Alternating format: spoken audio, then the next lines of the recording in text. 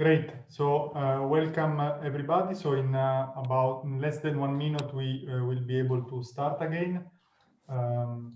So let's just wait for all the participants to come back from the breakout rooms, and we'll start. Okay.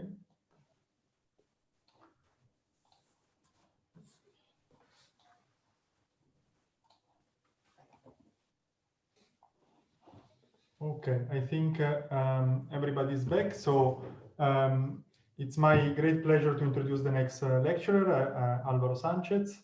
Alvaro is a professor at the Department of Ecology and Evolutionary Biology at Yale University, and his work focuses on predicting microbial dynamics and microbial evolution. And in today's, in this cycle of lectures, he will talk about the assembly and the evolution of microbial community. And today is giving the first of 3 lectures. So thank you very much, Alvaro, for being with us. And please share your screen when you are ready. All right.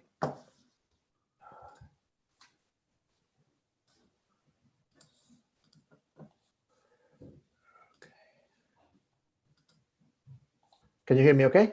Yes, perfect. All right, wonderful. Well, thank you everybody for taking the time to be here today. So I'm going to give 3 lectures on the topic of microbial community assembly, and the 3 are very interconnected. So, and I'm thinking of them as very, I think, relaxed, and the idea is that you can get, have 3 hours to explain how at least I see this problem, and I'm hopeful that if you have any questions or anything, you can interrupt or let me know at any point. So, as Jacopo said, we work on this very fascinating problems of understanding how microbial communities form and how they evolve. And I think this is a very important problem for many reasons, but perhaps the main one is because microbes are everywhere. They have colonized all of the surfaces of the earth. You find them in the bodies of all animals and plants. You find them in the soils and the oceans and absolutely everywhere. And they in all of these habitats, they carry fundamental and critical functions. They are responsible for the vast majority of nitrogen fixation, for instance, in the atmosphere. They directly impact the health of their hosts, whether animal and plants. And for that reason, understanding the composition of these communities is so important. And for those of you who are not necessarily have been paying attention to the entire field of microbial ecology, I'm sure most of you have heard about the human microbiome. This is the realization that has been, perhaps more acute in the past couple of decades, that we share our bodies with an enormous number of microorganisms that have colonized basically all of the surfaces of our bodies that are connected with the outside world. We have microbes in our skin, in our gut, in our mouth, our stomach, and essentially anywhere where they could colonize from the outside world they have. And in all of these areas of our bodies, they form these very dense and complex ecological communities containing a large number of species that interact with each other in really interesting ways. And the outcome of these interactions are the assembly of an ecological community, of microbial community, which, as I said before, can have important effects for our health. And given the importance of these communities, a critical question is whether we can predict the assembly of these communities in a way that will allow us to manipulate them and to steer these communities towards states that are favorable and away from those that are not. And this is a question that is very kind of close to the heart of my lab. This is perhaps the main thing we're interested in. And if we want to develop a predictive theory of microbial community assembly, one that can tell you, okay, if I manipulate if I kind of intervene in a microbiome in this way, I'm going to observe that response. If we want to work towards having such a theory, there is an even more fundamental question that we need to understand first, which is how reproducible microbial community assembly is. And the reason for this is that the only way you can predict something is if it is reproducible, right? Like if, for instance, imagine that you did an experiment 10 times and every time you got a different result. There wouldn't be anything you could predict, right? On the other hand, if you could do the same example experiment multiple times, and every time you get the same result, then there's some signal, there's some phenomenon that you can aspire to predict. So, so that's a very fundamental question, which is how predictable is the process itself? And as I will discuss in the next 2 lectures, the answer is very interesting because it depends at the level of organization at which you're looking at it. And I wanted to start by giving you a specific example and a paper that I really liked that came out a few years ago by Stylianos Louka and Michael Dovely. This is a team of researchers that were studying the assembly of the microbial communities that form within the foliage of bromeliad plants. So as you can see here, at the base of the foliage, bromeliads have a little hole, a little cavity that fills up with water. And you know, this water is teeming with microorganisms. We have bacteria, archaea, you have protists, you have all kinds of other microbes. And it is believed that the composition of those communities can be very important for the plant as it helps them fix nitrogen and some other things. So this is also a very interesting model system for understanding this question of how reproducible community assembly is, because one could go to the same geographical location. These plants, I believe this study in particular was in Brazil. Bromeliads are a tropical plant. And you can look at a set of plants that are in close proximity to one another and examine the communities that have assembled in them, right? And these are plants that I said, the habitats in which those communities form are very similar. The plants are from the same species. They're experiencing very similar temperature, humidity, and potentially also they should be colonized by very similar bacteria that are in their environment. So it's a very nice natural system to investigate how reproducible microbial community assembly is. And just because I wanted to walk you through what kind of data they collected, and because the data that we collect ourselves look very similar, I wanted to take some time to explain to you what they observed. Right? They looked at I think a few dozen plants that were in close proximity to one another, and they measured the microbiome on each one of those plants. And the data looks more or less like this. This is the proportion of the microbiome that is made up by different taxa. There's operational taxonomic units, which is, you could think of this as the lowest level of resolution, like a species level, for instance. And they're looking at the composition of the microbiome of one particular plant. And each color here represents a different OTU, and the width of this color represents the abundance of that OTU of that species in the community, right? So if for instance, this green or turquoise, whatever color here, the width is very small, means that the abundance is small, whereas this brown color here means that the width is larger. It means that species was more abundant. And when they looked at the composition of plants the communities associated to different plants, they found that they were very variable. Less than 1% of all the species were found in all of the plants. And as you can see here, each column represents a different plant, and most of the plants contain a very different community. Now, intriguingly, what they found, however, is that instead of looking at the taxonomic composition of the plants, like they did here, they looked at the metagenome of its community. They look at the abundance, or relative abundance of genes involved in different metabolic pathways.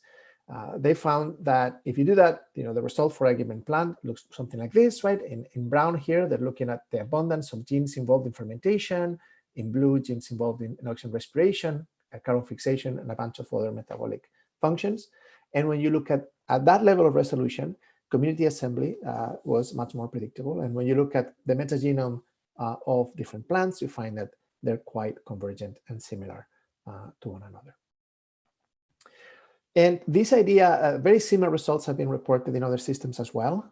For instance, in studies of the microbial communities associated to microalgae, which again found that community assembly, when you looked at it at the level of function and the metagenome, they found communities that were very similar to one another when they look at different individuals, yet when they look at the taxonomic composition, it was much more variable. And the same has been observed, for instance, for various body parts in the human microbiome. Again, the taxonomic composition, even at the phylum level, could be quite variable for different subjects in the same body part. Yet when you look across different subjects, but look at the level of metabolic pathways that you find and the different fractions of the metagenome that are devoted to different metabolic functions, you find that different body parts have distinct microbiomes and that they are much more similar from host to host. There's still variation, but it's much less.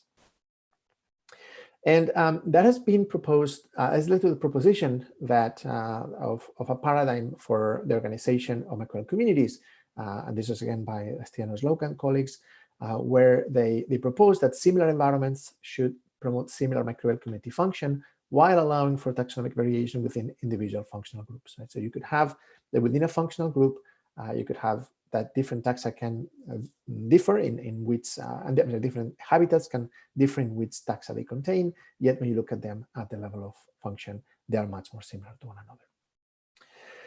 Right, so this is pointing to the existence of a generic organization of microbial communities, and this question that I posed at the beginning of how reproducible microbial community assembly is, then it seems like there are the answer will depend on what level of organization you are studying.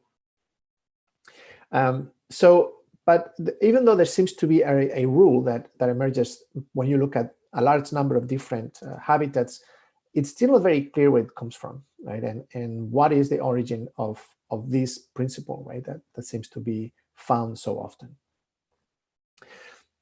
So to understand this better, it's worth thinking a little bit about the forces that shape the assembly of microbial communities, of ecological communities in general, right? So ecological communities are the outcome of both deterministic and stochastic processes. So on the deterministic side, you have selection, right? And here the idea is that in a given habitat, you're going to have some taxa that grow better than others, right? And that are going to have higher fitness than others taxa.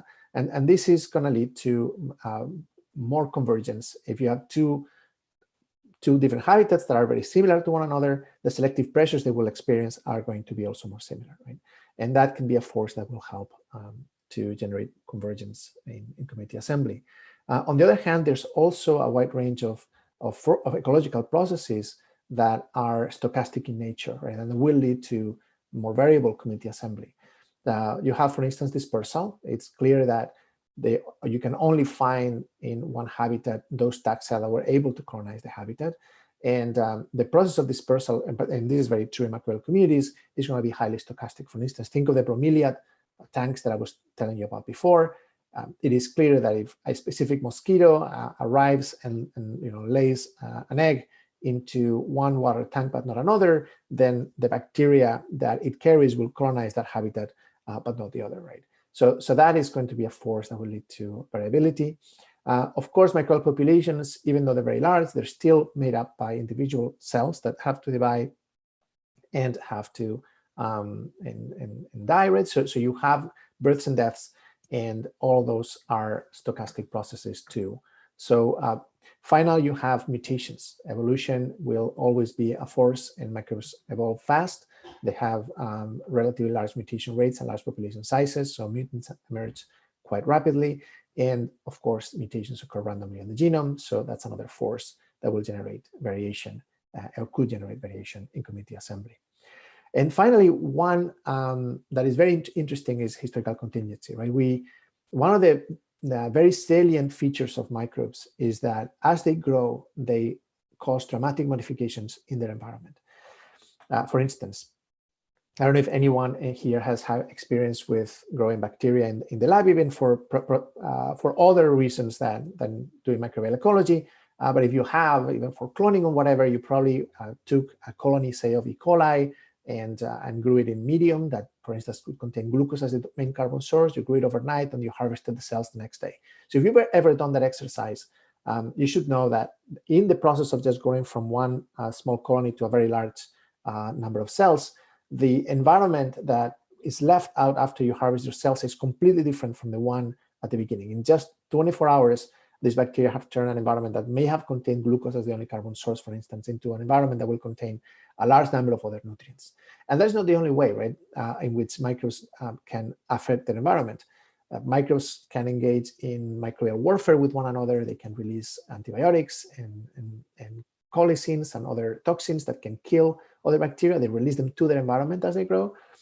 They also modify the spatial structure of their habitat by forming biofilms. And they also secrete enzymes to the outside world that can break down the physical structure of the environment with all kinds of complex polymers around them. And the collective modification of the environment that microbes cause as they grow leads to another ecological force, if you will, that is a combination of both stochastic and determinism, which is historical contingency. And we can visualize historical contingency quite easily, right? Imagine that you have now two different taxa arriving in an environment, right? And only this one experiences can grow in that environment. So you have very strong fitness differences between them. But as this taxon grows in the environment, it'll change it, right?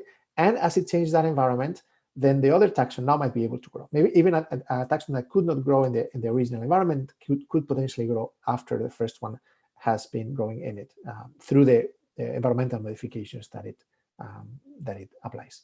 And that will mean, of course, that if you have two habitats that are originally very similar from one another, and they get colonized by different taxa, because as we said, that first part is quite random, each one of those taxa will modify the environment in a different way. And now those environments won't be similar anymore, and they will present different selective pressures that will then impact further colonists that will arrive later, as well as just the overall physical and chemical structure of those habitats. So what's important here is that some of those forces, like selection, can lead to reproducibility across habitats that are identical, right? Of course, and not habitats that are not, right? But at least when habitats are very similar, selection will or is a force that will lead to more similar communities under certain conditions, whereas chance and historical contingency can push you away from similarity and may cause more dissimilar communities. And the complication is, of course, that all of these ecological forces are acting in nature at the same time, and they're very difficult to disentangle mechanistically in the wild.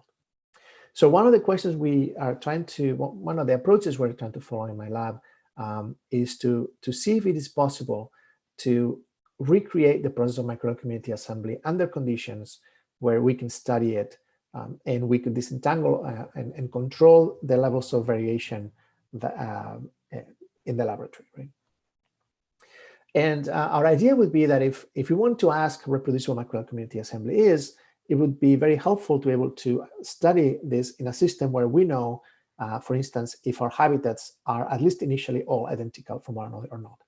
This is very difficult to do in the wild, right? Even in the case of the bromeliad plants that I said before, you don't really know that all those plants are really identical. You know they're similar, right? But you don't really know what the selective pressures are in those habitats, and you don't know how different they are from one another, really, right? Moreover, we wanted to see if it would be possible to have these habitats being as controlled as possible so that we could know what the selective pressures are, or at least have a very good idea of what they might be. For instance, if we can control the number and identity and concentration of all nutrients, if we can control the temperature and the pH and other physical parameters, such as the geometry of the vessel in which the bacteria grow. So we can control all of those things and make them equal across habitats, then we would be able to ask this question of how reproducible community assembly is in a much more controlled manner. And in addition to that, what we seek is a system, an experimental system, where we can also control a lot of the ecological processes that are very difficult to know, even in natural habitats. For instance, in the case of the bromeliads, again, we don't have access to the entire colonization history of those habitats. And we do not know if some habitats were colonized by different set of bacteria than others, or this is very difficult to really make that inference. But under laboratory conditions, we can inoculate migrants at known time intervals. And we can also know how many cells are arriving and with what frequency, from which regional pools of species. So all of those things are things we have under control. We can also control how connected the habitats are, if there's migration within them or not. If there are any population bottlenecks, we can impose them. So we wanted to have, in other words, an experimental system where we can study this question of how reproducible community assembly is under conditions where we can eliminate a lot of the sources of variation that would occur in nature across habitats, so that we can really get to the bottom of what are the intrinsic processes that lead to variation at the community assembly level in an experimental system. So if we had a system like that, the question is if we could predict a community assembly. So to address this question and to give you a sense of what is the experimental pipeline in our lab, we use a technique that microbiologists call enrichment cultures, and we do it in high throughput. We start from natural samples. For instance, we could take a leaf of a plant, and then we could stick that leaf into a test tube. And at this stage, we are treating our samples with antifungals and other drugs that will eliminate the growth or inhibit the growth of eukaryotes, for no other reason that we wanted to. These are the very first experiments we did, so we wanted to make them as simple as possible and be left only with the bacteria. And with that, we can take all of the bacteria that live here, right, and we can filter all of these plant particles, and we are left with what's essentially only the bacterial component of the community that we had on that leaf.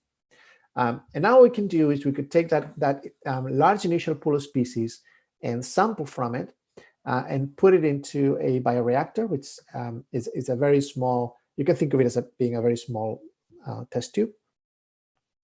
And we can let them, we can add some migrants into a bioreactor that contains a synthetic medium, right? This is a growth medium that we have created in the lab, where we know exactly what all of the nutrients are, and we know exactly the amounts that we're providing. And then this is, for those of you who know more, this is in this experiment I'm going to tell you about, this is M9 minimal media, and I'm going to start by using glucose as the only carbon source, although in the future you'll see other nutrients as well. But say that you have a minimal media which is limited by carbon, and it has a single source of carbon here, right? So this is the simplest environment you can think of. This is a liquid environment. There's no spatial structure to begin with, and we are at a single growth limiting factor, which is in this case glucose, imagine. And now once we colonize that habitat from the community, we let the cells grow. We typically let them grow for 48 hours. And after 48 hours, what we do is we take so some cells will grow, some others will not. But then those that grow, we'll take a small sample from here, right? And we'll inoculate another habitat just identical to the one we had on the first day, right? So we have another little test tube when we put fresh concentration of all the nutrients, glucose and all the mineral salts and everything else we're adding. And then we'll let that grow again. And then after 48 hours, we'll take a small aliquot and put it into a new test tube where we replenish the nutrients, and we can keep doing it again and again. This is called serial passaging. And it's a mechanism. You can think of it as a seasonal environment with seasonal bottlenecks, as well as addition of new nutrients.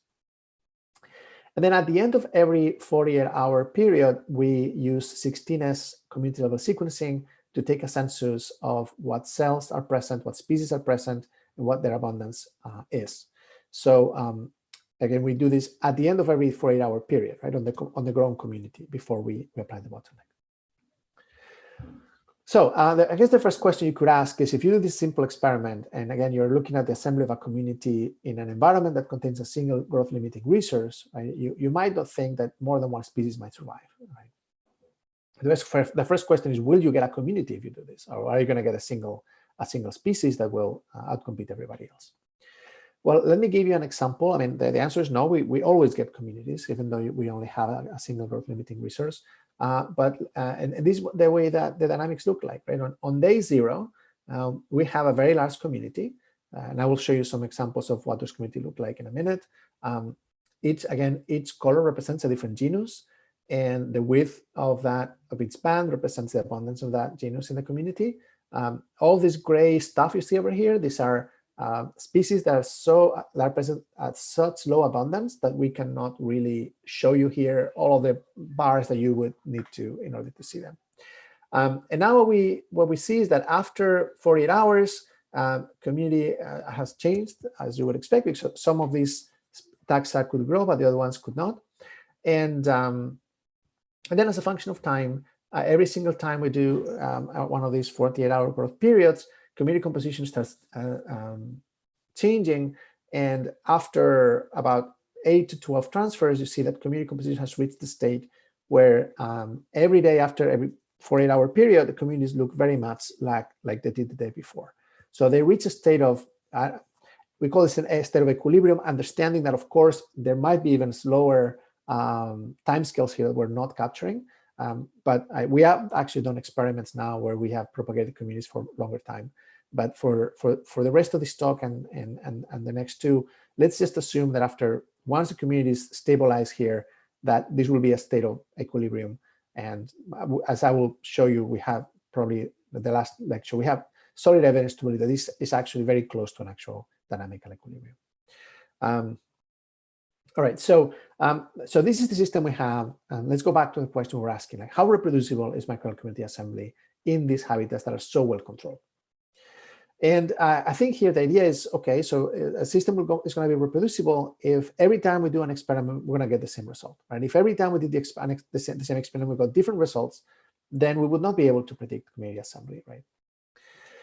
So this is what we did, right? We take from the same species pool, we inoculate 8 replicate populations, 8 replicate habitats that are identical to one another. And we are going to propagate them in the exact same manner as I showed you before. And I'm going to show you the community assembly we observe after about 80 generations or 12 of these transfers. Again, so this is the outcome, right? So if you look at community composition at the species level, you find that even though these 8 habitats are identical to one another, as identical as you can make them, right? Even though they're all colonized from the same regional pool at the same time, right? So even though we're eliminated all sorts of variation to the maximum extent we could, right? I mean, of course, you still have to factor in human error, and these are experiments, like nothing is perfect. But this gotta be much more reproducible. For instance, the bromelia tanks I showed you before, right? This is well-controlled laboratory study. And as you can see here, each of these times you did the experiment, you basically got a different outcome. Right? Here we're showing species, or in fact, genus level, it doesn't matter. And again, different colors represent different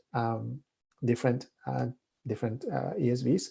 And you could see here, I don't know if you can resolve this here, but these are 2 different shades of red, right? Or 3 different shades of red. So anyway, you can see that communities are not the same, right? Even though you do this experiment multiple times.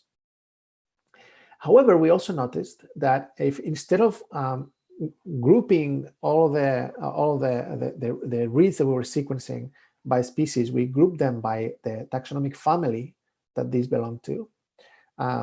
What we find is that when we do that, then community assembly becomes much more reproducible, and that all of these 8 replicates contain ratios of the same 2 dominant families. In blue, this is Enterobacteriaceae. This is the family to which the famous bacterium E. coli belongs to. And in red here, this is Pseudomonadaceae, which is another very common, in this case, a very common environmental bacteria. You find them in the soils and plants and also in the human body. It could be, some members of the family could be also a human pathogen. All right, so you see that when you do the experiment 8 times, the results that you observe are very reproducible at the family level, but not reproducible at all at the species level. Great. So this is if you use the same inoculum, right? But what if you use different species pools inoculating its habitats, right? How reproducible would things be then? I mean, I think there's all kinds of reasons why you would imagine that this should lead to less reproducibility, right? Because its habitat now is being colonized by a different group of bacteria. So if anything, you would expect things to be less reproducible than they were before, where all these habitats were colonized by the same bacteria, by the same inoculum. So we went and collected samples, environmental samples from soil, plants, aquatic communities, like soccer field, and various other soil, plant, and aquatic environments around a 20 miles radius of our lab. And if you look at, this is at the I don't know if you can see this here. The different communities were quite different from each other, right? I'm talking about the soil inocula. Even when you look at this at the other level, you find that there are, they contain very different species and abundances and taxonomic groups. Okay, hold on. All right, so now when we repeat the experiment that we did before, but now using these 12 regional species pools that again are very different from one another, and we process them through the same pipeline, we inoculate them into a different test tube, and all of them contain glucose as the only carbon source, let them grow, and you incubate them for 80 generations, just as we did before. What you find is that you have that each of these inocula lead to a different community, right? And at the species level, which is not surprising because we are using different pools of species, right? Yet when you do the same thing we did again and look at assembly at the family level, now you find that community assembly are still very reproducible, even though the inocula used in each one of these wells is different from each other.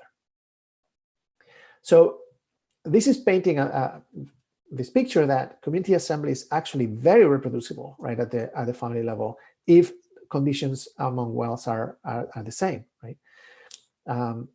Even when you put in different sets of taxa on each one of those wells.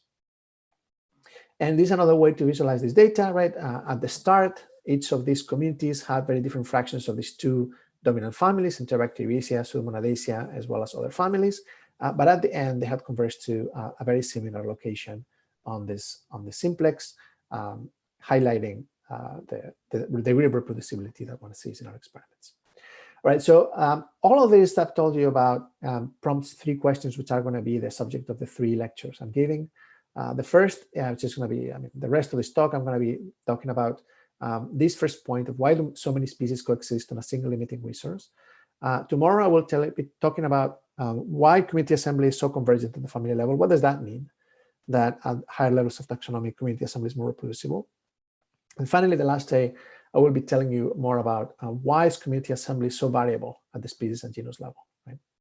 And this is, I'm going to try to give you explanations for these 3 kind of interesting results we've revealed, right? First, that many taxa can actually coexist when you supply a single limiting resource.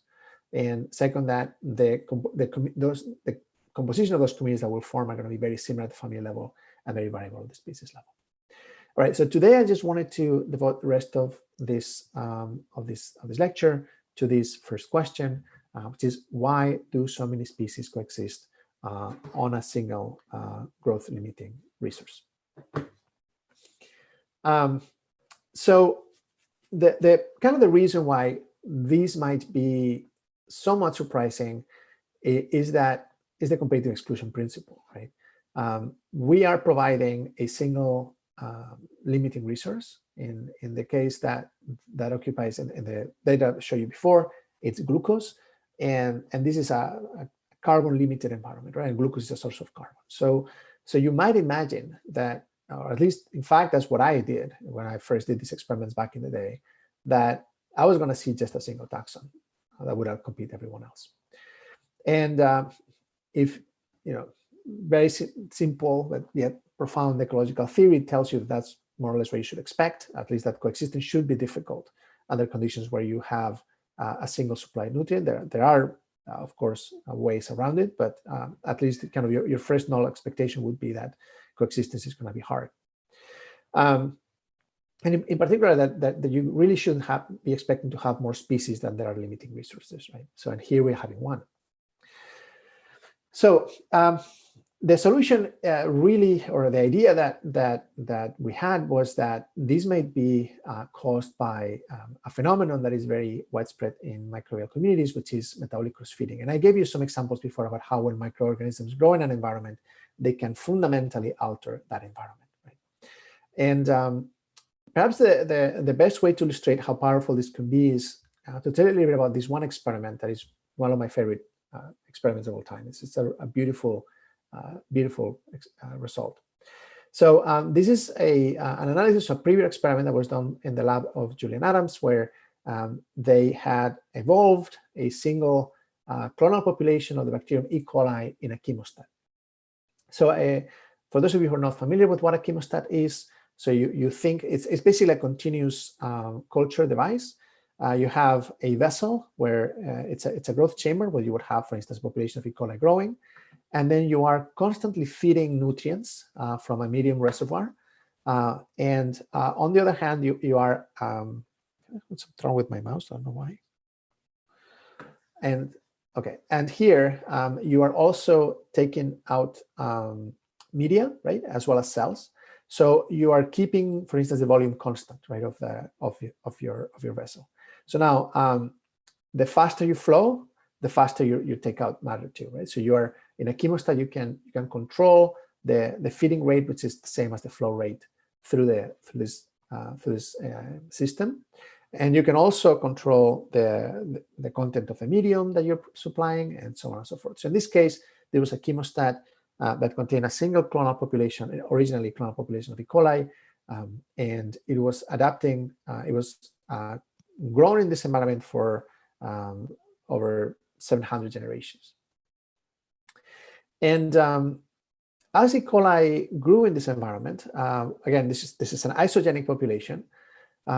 What it does is that as it uptakes glucose, it will metabolize the glucose, and E. coli has a form of glucose metabolism that is respirofermentative, right? So to grow fast on E. coli, it needs to grow fast on glucose. E. coli needs to partially ferment it, right? And what it will do is that it will metabolize the glucose and produce part of that goes through the entire TCA cycle, but some part is just derived into overflow metabolism, and what that results is into the production of relatively large quantities of fermentation byproducts like acetate, glycerol, succinate, pyruvate, and other organic acids that are produced as E. coli grows on glucose. So while it grows on glucose, it releases other nutrients into the environment, and as it does that, it changes the biochemical and nutritional composition of that environment. So as E. coli grows in this glucose in the chemostat, it's transforming an environment where it has a single growth-limiting resource into an environment that contains other niches as well. So so that leads to in their study to in a relatively short time, about 750 generations, the originally isogenic population of E. coli had diversified into an ecosystem, right? So on the one hand, they observed that E. coli had that there was a strain of E. coli that had evolved a stronger growth rate in glucose and a larger uptake rate of glucose, but an avoidable consequence of growing faster in glucose is that you're going to have to be more wasteful, right? And that you're going to have to create more acetate and more glycerol and release it to the environment. And that enhanced concentration of acetate and glycerol, that is where the cells are basically stewing on, led to the creation of niches that were occupied by other derived strains that had adapted to consuming acetate and glycerol. So in other words, in less than 1,000 generations, E. coli had diversified from a single clonal population into a small ecosystem consisting of 3 cross-feeding strains that coexisted with each other. Right?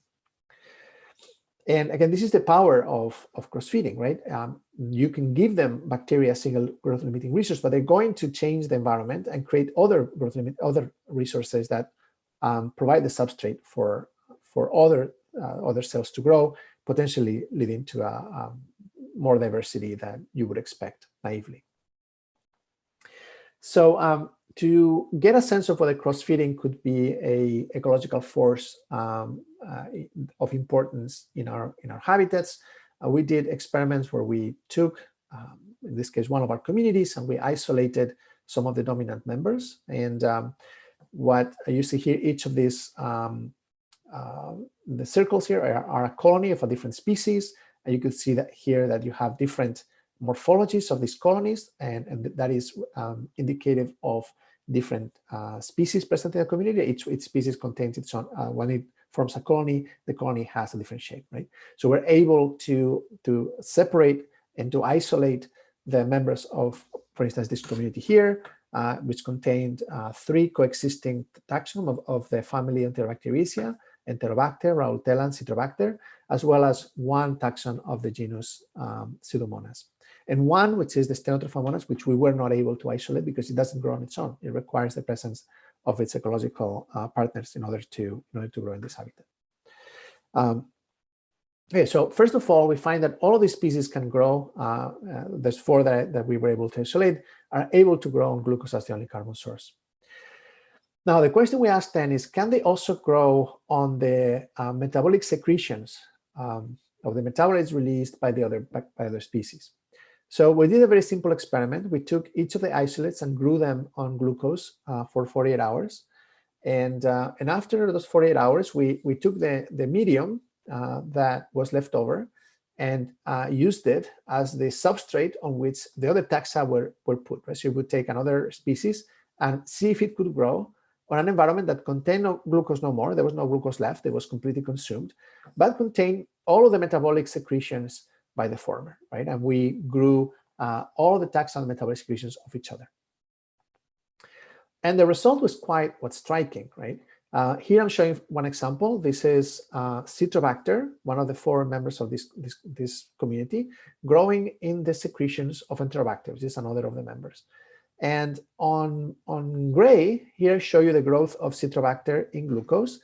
You see that it has this very sudden rapid growth, which is caused by the overflow metabolism. When Citrobacter grows, it uses this fermentative pathway, and during that time, it grows really, really fast. And then it reaches this first plateau, which it reaches when glucose runs out. And then it starts, I'm talking now about the gray curve here, Citrobacter would start growing on its own secretions. But if you grow it entirely on the secretions of Enterobacter, you will see that the growth rate will never be as large. I mean, the slope of this growth curve, which is here in black, will never be as large as the one in glucose, but it can still grow quite robustly, and it can reach high yields, right? What this shows is that there's still, even after glucose is consumed, a very large growth potential in these bacteria on the byproducts, right? That cross-feeding can be quite substantial in our communities. And we repeated this experiment for every possible pair in these 4, and we noticed that all 4 of these taxa could grow on, all of them could grow on glucose, but they could all grow on each other's metabolic secretions.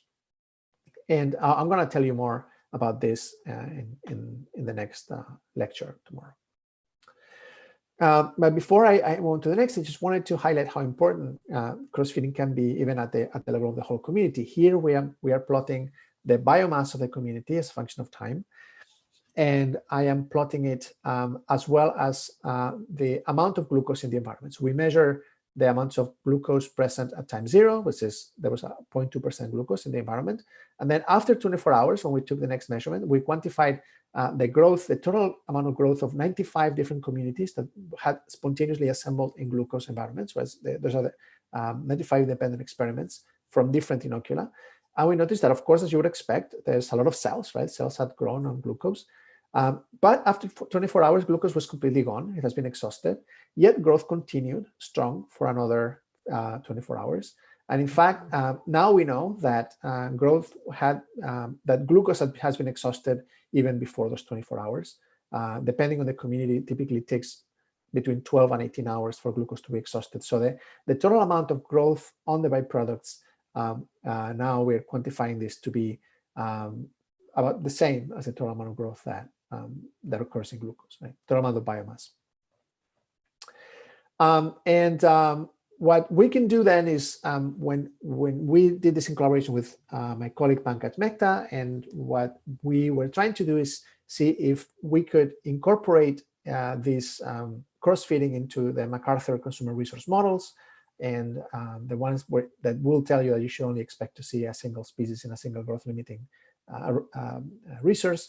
And indeed, the simulations recapitulate our findings. So the only difference really that we're adding is this term here, which incorporates the metabolite production through cross-feeding.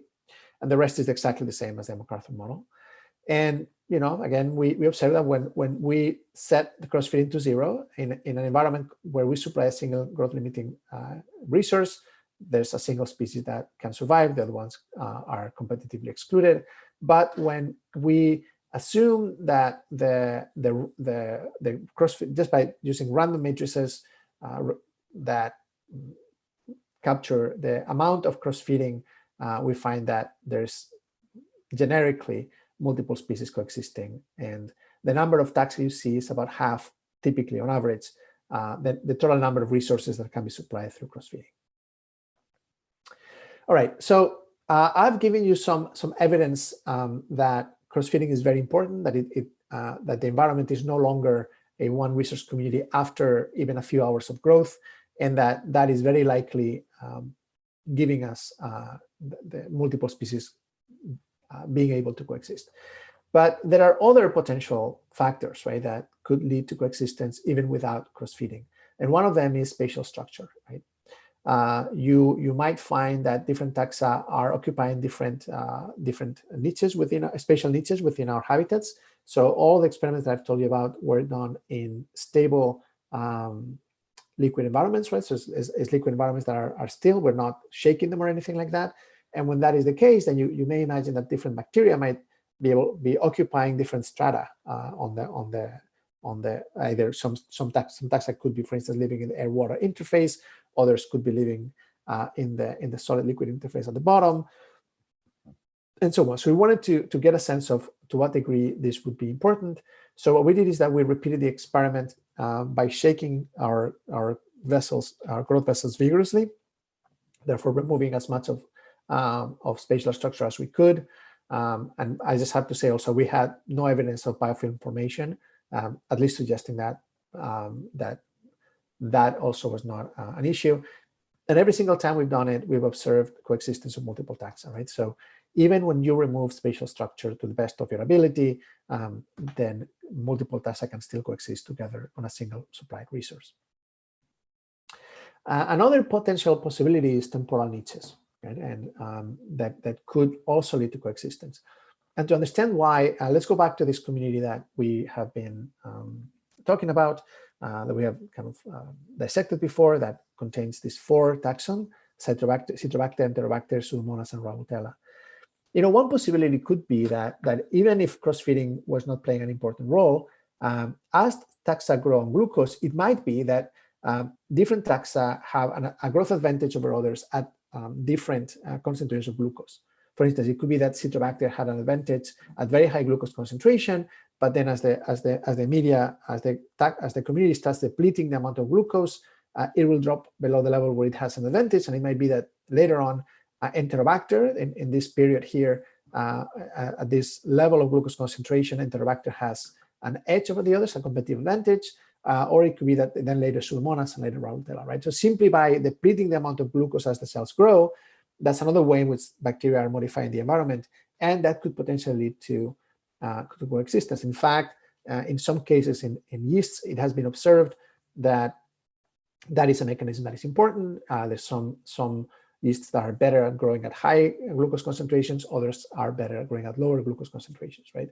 So that could lead potentially to a stabilization mechanism. So we wanted to test this idea. So what we did is that we took those 4 taxa and then we grew them at different glucose concentrations and measured the growth rates at those concentrations. And what we did then is we parameterized the growth rate as a function of glucose for each one of these 4 taxa, and using a monod model. And then we just created a very basic consumer resource model that contains this parameterization and simulated the growth of our communities, again, assuming this periodic supply of glucose every 48 hours, followed by a dilution. So we parameterized this and asked whether, under the conditions of our experiments, you would expect these 4 taxa to coexist, and the answer is no, right? You can even hint, just qualitatively looking at the data, that there really isn't a very serious crossover, right? Citrobacter tends to grow on glucose better than the other system, the only one that crosses over. But Enterobacter, Pseudomonas, and Rhodotella, their growth curves are very parallel to one another, right? So it's not like they're occupying different concentration niches that, with the depletion of glucose over time, might lead to coexistence. Another possibility is acidification. Again, it's another way in which bacteria can change the environment without necessarily invoking any cross-feeding. So as I was telling you before, the production of acetate and other organic acids, and lactic acid in particular, will bring the pH down, right? And if you look at the various members of this community, Enterobacter, Rhodotella, and Citrobacter, these are Enterobacteriaceae, which are fermentative, and they all produce different organic acids, and when they do, the pH of the environment comes down, right? So one possibility was that as these cells are growing, the pH is dropping, right? And if the pH is dropping, it might be that some taxa are better than others at different pH, right? So this is another mechanism of niche construction in this case that is not mediated by cross-feeding, simply is lowering the, increasing the acidity of the environment slowly, and it could be that different taxa have a growth advantage at different pH values. However, what we find is that even though each one of these taxa in isolation will lower the pH of the community, of the habitat, the community itself does not, right? So that when you look at the pH over time for a community, and here are some examples, the pH rarely drops below 6, and in most cases even remains very, very similar over time to what it was at the beginning. Again, the individual species themselves do acidify the environment, but the community itself does not, at least to any appreciable degree. And at any rate, we also measure the growth rates of these taxa at pH ranging from 6 to 7, which is where the pH lies in over the 48-hour incubation time. And there's really no crossover point either for that. And finally, what we've been also looking into is cell death, right? So one possible mechanism that is not cross-feeding, but could also lead to coexistence is cell death. And there's two different ways in which you could see this. For instance, you could think of, well, we're growing these communities under serial growth conditions. So we are growing them for 48 hours. And in that time, cells have time to grow, but also they would have time to die, right? So if cells are coexisting with each other, it's gotta be true that they have the same fitness, right? So basically every species that is coexisting stably in these environments will have to double exactly 6.7 times every 48 hours if they want to coexist with each other.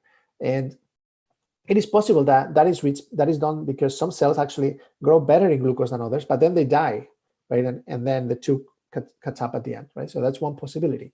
But another possibility also has to do with environmental modifications. As cells die, they will also spew out their contents out into the environment, right? So that can also create niches.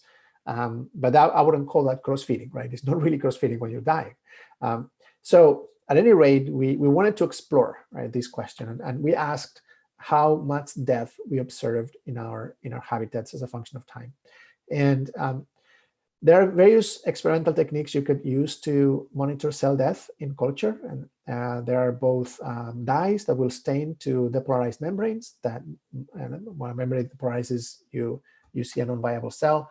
But also when cells lyse, they leave this kind of corpses behind that you can also detect by phase contrast microscopy. So we looked at micrograph after micrograph of these communities to try to quantify the number of cells that were either depolarized or dead or lysed at different time points. And what we observed, and this is for two different communities, that the fraction of dead cells is relatively small, and we don't really see. In one case, we saw a little bit of a change over time, but in the other, we really didn't. So it doesn't seem like cell death is going to be a major contributor to coexistence in our communities. We're not seeing anything massive, at least. All right. So in this first lecture, I introduced you to the problem that we're going to be talking about for the next two. And I've been also focusing on, I'll tell you about these three questions that we wanted to address. And I've been focusing on this one, right? And why so many species coexist on a single limiting resource. The answer that we are finding is that by and large, the main reason is metabolic cross-feeding. There's many other contributors, and I'm not claiming that acidification or that other factors could not contribute as well. In fact, the very chance, I mean, if cells die, they will release the content, even though there are not many cells. And that is part of the environment, right? So basically everything the cells are doing affecting the environment will affect the coexistence. But cross-feeding is a very, very large factor, right? Like about half of the total biomass that we observe in our communities originates from molecules that have been released to the environment, for nutrients that have been released to the environment by the bacteria that grew on the supplied resource, right? So it's from what we have been able to tell, the dominant factor in our communities. So the summary of this first lecture is simple, right? First, we have observed that fairly large number of taxa can coexist in severely basic environments with a single supply limiting resource. We find metabolic cross-feeding being a primary responsible for that coexistence. And we also find that communities that are assembled in simple habitats can exhibit reproducible assembly at higher levels of taxonomic organization, a family or higher, but they're very variable at lower levels of taxonomy. And this behavior is reminiscent of this metabolic convergence versus or functional convergence despite taxonomic divergence that people have reported in nature. But we have a better chance of understanding this mechanistically because these communities have been assembled in habitats that we understand. And this is something that I will explain tomorrow and on Wednesday, and we'll get to it in more depth. So I just wanted to close by thanking everybody in my lab and who are the people who have been doing this work. And yeah, that's all I have to say. If you have any questions, I'm happy to take them. Great, thanks a lot, Alvaro, for the fantastic lecture. So there are a few questions from the chat that I can start reading from you. And in the meanwhile, if anyone wants to ask a question, please use the raise hand tool of Zoom. So there is Liao, who is asking about the cross-feeding, whether you have measured metabolomics in the spent medium to determine which metabolites are key mediators, and that it might, and he comments that it might be interesting to compare the number of species in the community and the number of such key cross-feeding mediators. Yeah, that's a really good question. We have done metabolomics for some of these communities, and so the dominant byproducts that we observe are acetate, succinate, pyruvate, and lactate. And then we see a large number of other byproducts at relatively low abundances. And this is doing LCMS, mass spectrometry. And there are, of course, a large number of resources, right, in the mass that are detected through mass spec. But as I said, the key here is not just the number of resources you have, but also their abundance, right? Because many are relatively rare. Now, in simulations we've done, it is true that even resources that are relatively rare can be critical to stabilize communities, right? So in principle, you could have more. So you could have just a handful of resources at high abundance and a large number of resources at low abundance. And those low abundance resources, even though they might seem unimportant, can actually be quite critical, at least in simulations, for coexistence of fairly decent number of species in our habitats. So I think it is a very interesting question, is how many resources do you need in order to have coexistence? But we've done also experiments in our lab where we went from just having one resource to 2 or 3. And what we find is that the richness of our communities doesn't grow. It barely does, right? So even though you're doubling or tripling the number of resources, the number of taxa you see barely grows at all. It does a little bit, but only in a statistical sense. And it's in most cases, there's no increase in richness, right? So there's I suspect that there's other factors that limit diversity in our communities, and we're still trying to. We have some ideas of why this is, but we don't have any actual evidence at the moment. Yeah, thank you. That's fantastic answer. Yeah. Okay, great. So there is one question from Lorenzo. Hi, I wanted to ask you a bit more about the 8 communities developed from the same sample on the same resources. Mm-hmm. And I wanted to ask about if you have any data on temporal stability, so the stability of the composition in time instead of on different samples. Right. So yeah, we do. Here I'm showing one. I mean, I have other plots I could show you, but this is quite general, right? So this is I have, and I can maybe I can bring a slide for next time and show it at the beginning. But yeah, no, we've done it. And in fact, it's in the paper. If you go to the supplementary material where we show data like this for 12 other inocula, so we find is that there's this initial. Actually, it's quite remarkable. We tend to see an initial increase in the abundance of Enterobacteriaceae, but then as a function of time, it stabilizes, and after about 12 transfers, remains constant. And we have another paper where we've done this for 18 transfers instead of 12. And yes, once they reach about, it depends on the composition, but between 7 and 12 transfers, the communities will stabilize and remain constant for the remaining of the experiment. And we finally have an experiment that we just did that we propagate 12 communities for a year, but we're still processing the data. So yes, we have data on it, and it's in the supplement of this paper, which I don't know why. Sorry, this is from an old slide. It's 2018 in Science, and you can see in the supplement you can see the results that look exactly like this, but for other communities, and they look very similar. Thank you very much. Great. There is a question from Martina. Hi. I have a question regarding the spatial structure, and I agree that you can have coexistence without spatial structure, but since you have different results when you shake or you don't shake, do you think that the stratification might be important, especially because you have some, I don't know, byproducts of species that maybe are doing anaerobic metabolism that maybe are at the bottom? And right. So that's a good question. And here, this is they're colored differently, but this is, so I'm sorry for that. But this is Enterobacteriaceae, and this is Pseudomonads. So at the family level, the results are not that different, right? They're very similar whether you shake or not. It's just the coloring is different. But sorry about that. But we find that actually they're flipped. Here, blue is red, red should be blue.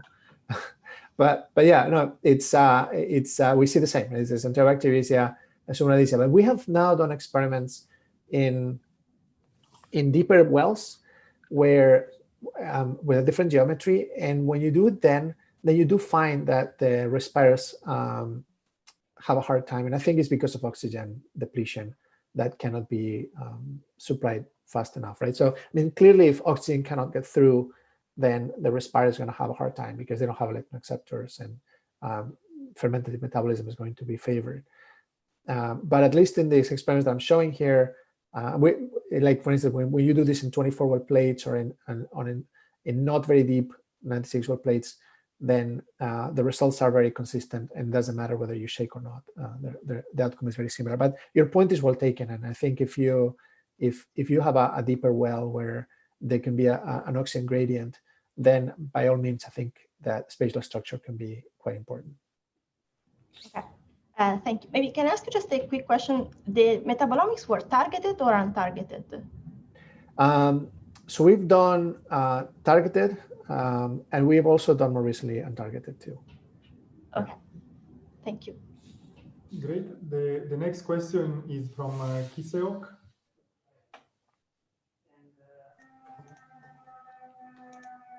Hello, hi. I just put the questions in the chat, but do you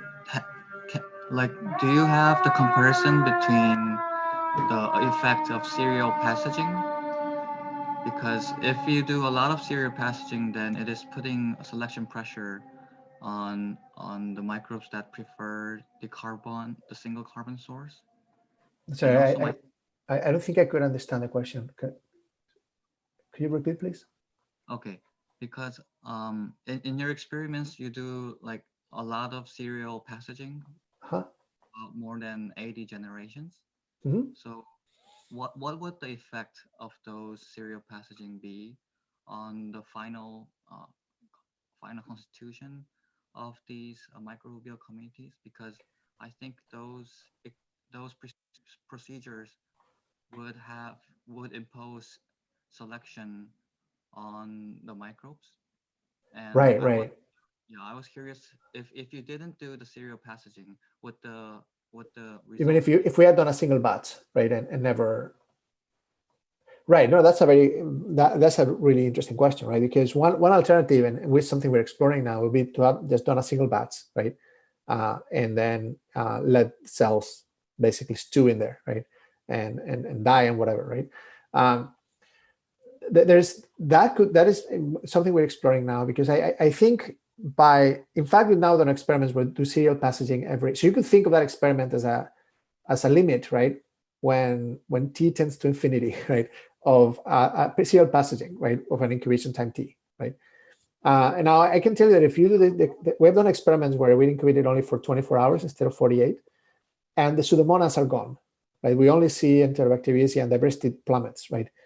If you go from 24 to 48, then you see pseudomonas appearing, right. Because the pseudomonas are the primary consumers. This is kind of spoiling tomorrow's lecture, but it's okay. Pseudomonas are the primary consumers of the byproducts in these communities, and they grow primarily on the second half of the 48-hour, right? So I suspect that if you leave it longer and longer, right, then you're going to start catching up other species that may grow more slowly, right? But that maybe they won't die, right? And they will. I would expect to start seeing cell death if you let the cells there for very long periods of time, and then you will have a succession of bacteria. Now the complication though is that bacteria can start mutating very fast. They can enter this gasp state and start mutating really fast when they starve, right? And there's other issues that could occur when cells are starving, from prophase induction to, I mean, evolution will become a more important role, play a more important role, I think, in our communities. So yeah, it's a really interesting question. It's one that we want to explore in the future. And we've started by looking at just going in the other direction first, looking at what happens if we cut short incubation time. But my expectation is that as you increase the incubation time, diversity is going to go up, right?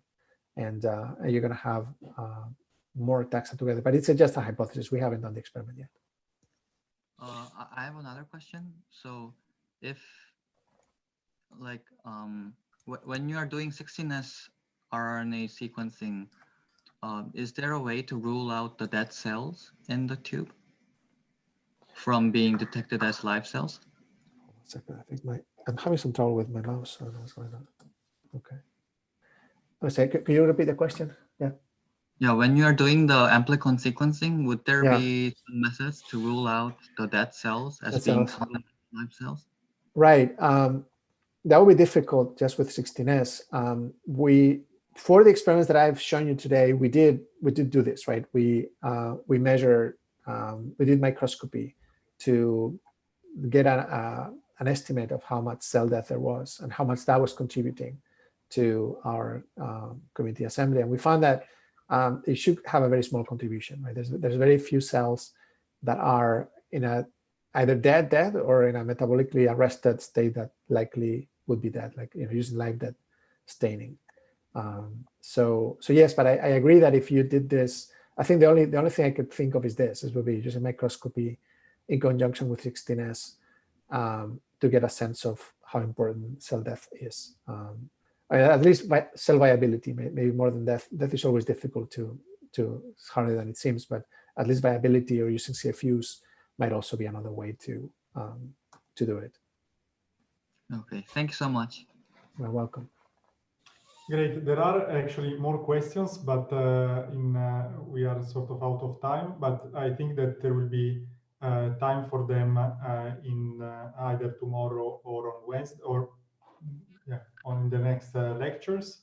So I ask everybody who has questions to keep them, and I'm sure that since the lectures are on very similar topics, they could be asked in the next lectures. So thank you very much, Alvaro, for this very nice overview. and we'll take a break of 5 minutes, and we'll start again at 5 p.m. Italian time with the last lecture by Daniel Segre, and we'll meet again with Alvaro tomorrow at the same time. So thank you very much. Bye, everybody. Bye.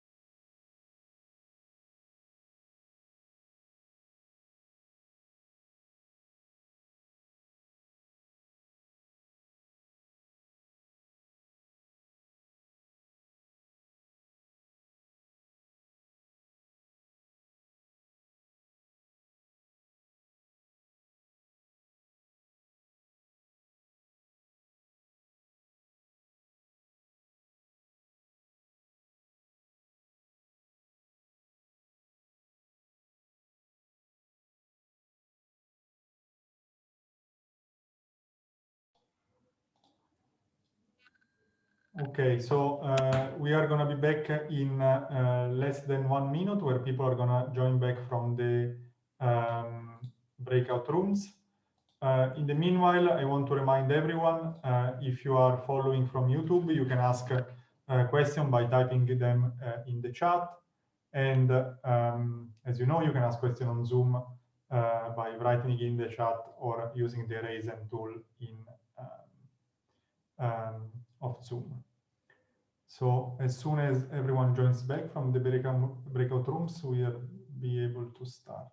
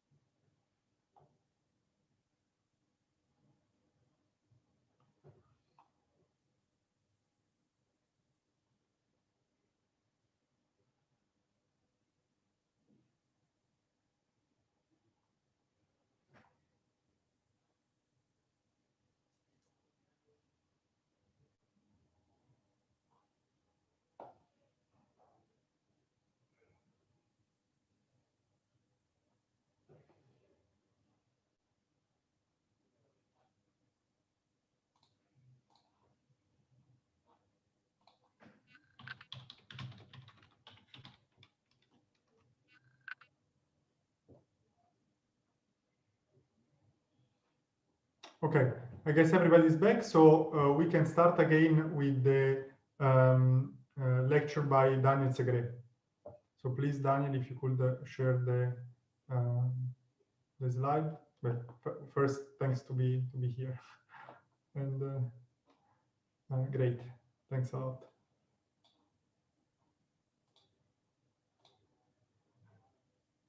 Okay, thank you.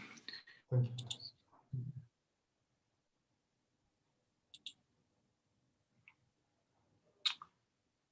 Okay, should I start? Yes, yes, please. Everything is okay. Good. Thanks a lot. Great. So hi everyone again. We're going to continue talking about dynamical modeling of communities. And if you remember, our third part is going to be on spatiotemporal modeling and long-term history of metabolism. But where we stopped last time, before we can actually talk in detail about this, I want to remind you one of the issues that we saw arises when you try to build models, flux balance-based models of communities based on this multi-compartmental multi-compartment approach, where you have different cells containing different metabolites, and the metabolites have just different labels based on the compartment they're in. And we said that this would require some assumptions about the ecosystem level objective, and it have issues such as, would then really allow you to predict the abundance of different species in a community, and it also cannot accommodate for predictions of the spatiotemporal dynamics of these communities. And we started showing this figure, which I'm gonna now discuss in detail, which, as you'll see, will solve all of this problem at once in a way that opens up a number of possibilities. And this is something that is called dynamic flux balance analysis. It's an extension of flux balance analysis that adds back the temporal aspect of this in a way that is a little bit different than what you would see when you build a standard kinetic model. And the idea is the following. So imagine, right, remember that when you have a metabolic network with definition of the boundary conditions, all the molecules that come in and are described by inequalities that tells you what is available and by how, with what rate, and you have the biomass function, the biomass reaction that defines growth of the cell. You can solve the flux balance problem, which will give you a prediction of all the fluxes that allow the cell, say, to produce in an optimally efficient way its own biomass. Now, the outcome of the simulations, right, is a vector of fluxes, which include the rate of uptake of each nutrient, the rate of production of biomass, and the rate of production of each of the byproducts. Now imagine that building this dynamic flux balance modeling as a stepwise approximation of the growth curve. So you start from an initial amount of nutrients in the environment. So this blue curve is the environmental nutrients available. And you start with a very small amount of biomass. So in your first step of a flux balance analysis, if you solve flux balance analysis under those conditions, and we'll talk in a second how you translate nutrient availability into an uptake rate, which is what you need for flux balance.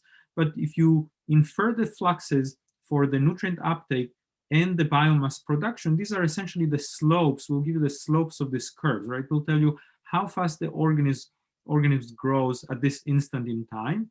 And all you do is assume that this it's reasonable to extend this initial slope for a certain amount of time, an interval delta t. So you will update the new biomass after this time delta t. In a similar way, you can predict how much nutrient is being consumed by just multiplying the rate of consumption of this nutrient by this interval in time. So you have a prediction of the new updated nutrient abundance. And you can keep doing this again and again. So here you'll solve a flux balance problem again, and you'll end up having a new level of the consumed nutrients, and the biomass increases, and so on and so forth. And what you can also see happening here is that at some point, there may be no byproduct present at the beginning, but as the organisms grow, there is a secretion of this byproduct. So if you update the amount of the byproduct in the environment, this will start increasing. So by doing this dynamic FBA, you will have a piecewise linear approximation of the growth curve in green and of the abundance of each different nutrients. For example, this initially available nutrient could be glucose, and a byproduct, acetate in the example of Ecology that we saw before. So one thing I want to mention right away is, why is this helpful for modeling ecosystems? So this, you can imagine this being useful for modeling the abundance of a certain organism in a given environment. So this is very similar to flux balance analysis, but it adds this temporal component. But what is additionally very important about this is that imagine you put in the same simulation a second organism that has a biomass, which we call biomass prime. So it's a different organism that has a similar resource allocation problem. But imagine that this second organism only grows on this pink byproduct, cannot grow on the initial nutrient. So what could happen here is that this organism that could not grow at the beginning because it didn't have its preferred substrate can now grow on this pink byproduct, this new metabolite that is being secreted. And this process now becomes an emergent phenomenon, right? We didn't know a priori whether the second organism could grow or not. It could only grow after this byproduct is being accumulated because of the activity of the first organism. And what is most interesting here is that there is no assumption about an ecosystem level objective. Each organism is trying to maximize its own fitness, its own growth capacity.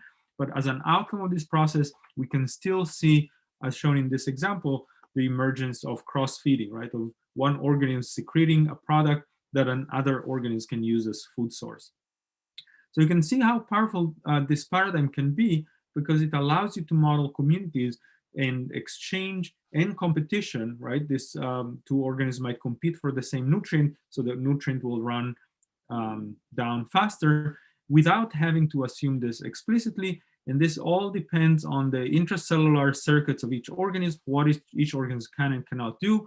So it's really a way of observing and predicting the emergence of competition and cooperation based on exchange of metabolites straight from the organism's genomes.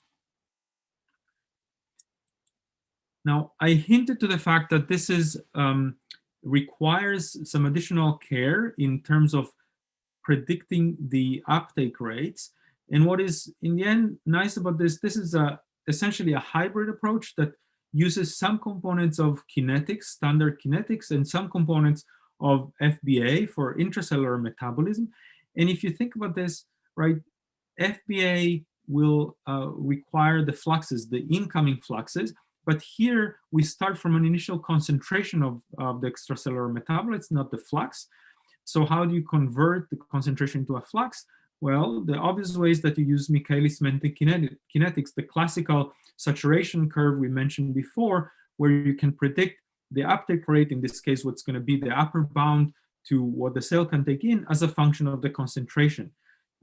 So you'll need to know the parameters that define this curve. So these are the traditional Michaelis-Menten constant and the kcat for enzyme kinetics, but just for the boundary conditions. So you'll need to know these kinetic parameters only for the reaction of uptake of the different nutrients from the environment.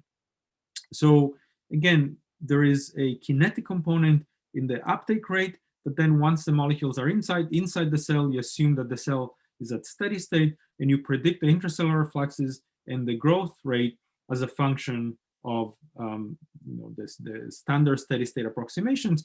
But again, with the environmental condition dictated by the concentration of the metabolite rather than just arbitrary bounds on the fluxes. So this allows you to monitor the change in the environments and see how the environmental composition is modified with the presence of whatever microbes you have here, and this in turn can affect the future of the community. So when we developed this this idea of using dynamic flux balance for studying microbial communities, we also wanted to embed in this the capacity to model the spatial structure of communities as well. So in addition to implementing this engine, this dynamic flux balance engine in a given region in space, we added process of diffusion. Initially, we modeled the pressure generated by cell when they grow and divide, potentially fluctuations in the environment. And we do this by looking at the local neighborhood. In the end, we do numerical solutions of the PDEs for describing these processes. And we end up having this discrete simulations in time and space, where each region in space represents a certain average amount of the biomass of a given organism. And we can do these simulations of, say, colonies growing on a petri dish. In this case, it's just one single organism. But of course, you can do this for an arbitrary number of organisms, and again, model the dynamics of communities in space and time, which is why we call this COMETS, Computational Microbial Ecosystems in Time and Space. The first work presenting this was from 2014, but the platform has evolved significantly. Let me show you some example of how we first tested this platform.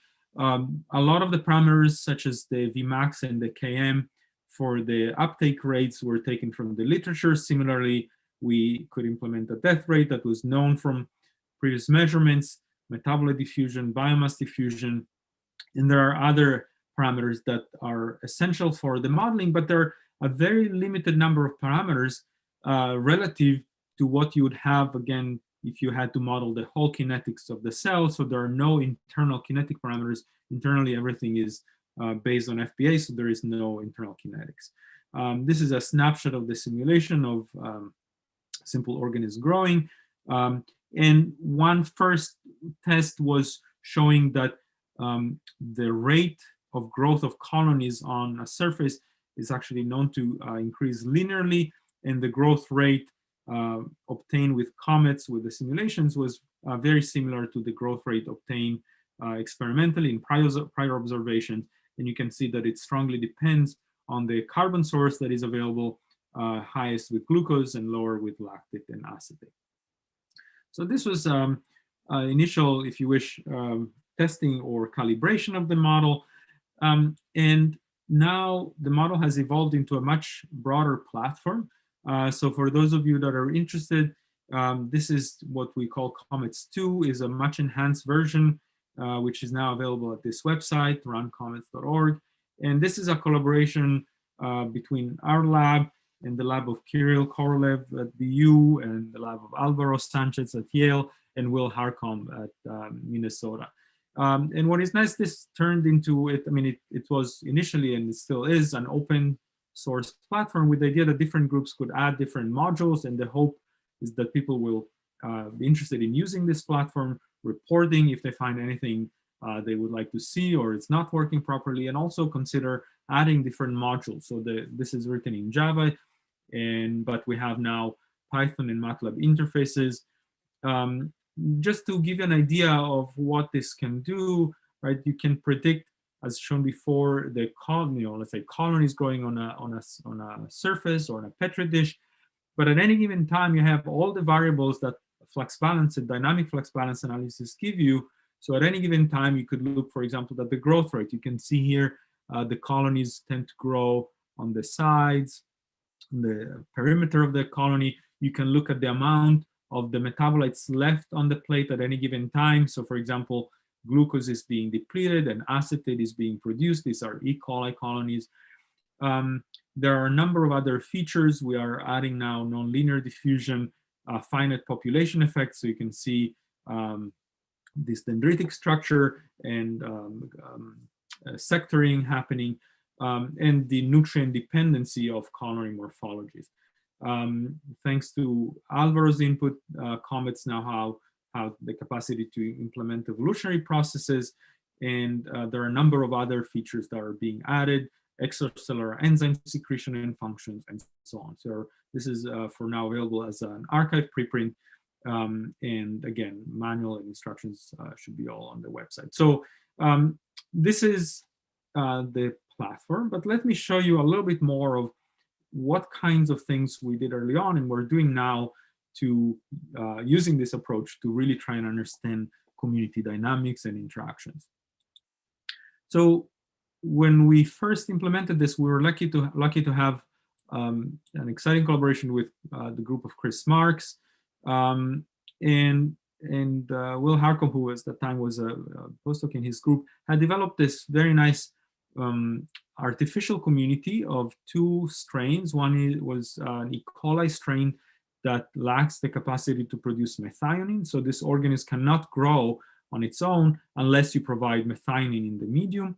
And the other partner was a Salmonella strain, except that this Salmonella could grow on acetate, but not on lactose. So if you were to grow this system on lactose, the Salmonella would not be able to grow. But as you can already see, because E. coli secretes acetate that can feed the Salmonella, and if the Salmonella could produce methionine to help this E. coli, then this could be a stable community of two obligatory syntrophic bacteria. Turns out, in addition to engineering this strain, Will had to evolve the system in order to make sure that the Salmonella could really produce the methionine to feed the E. coli, and this ended up working beautifully.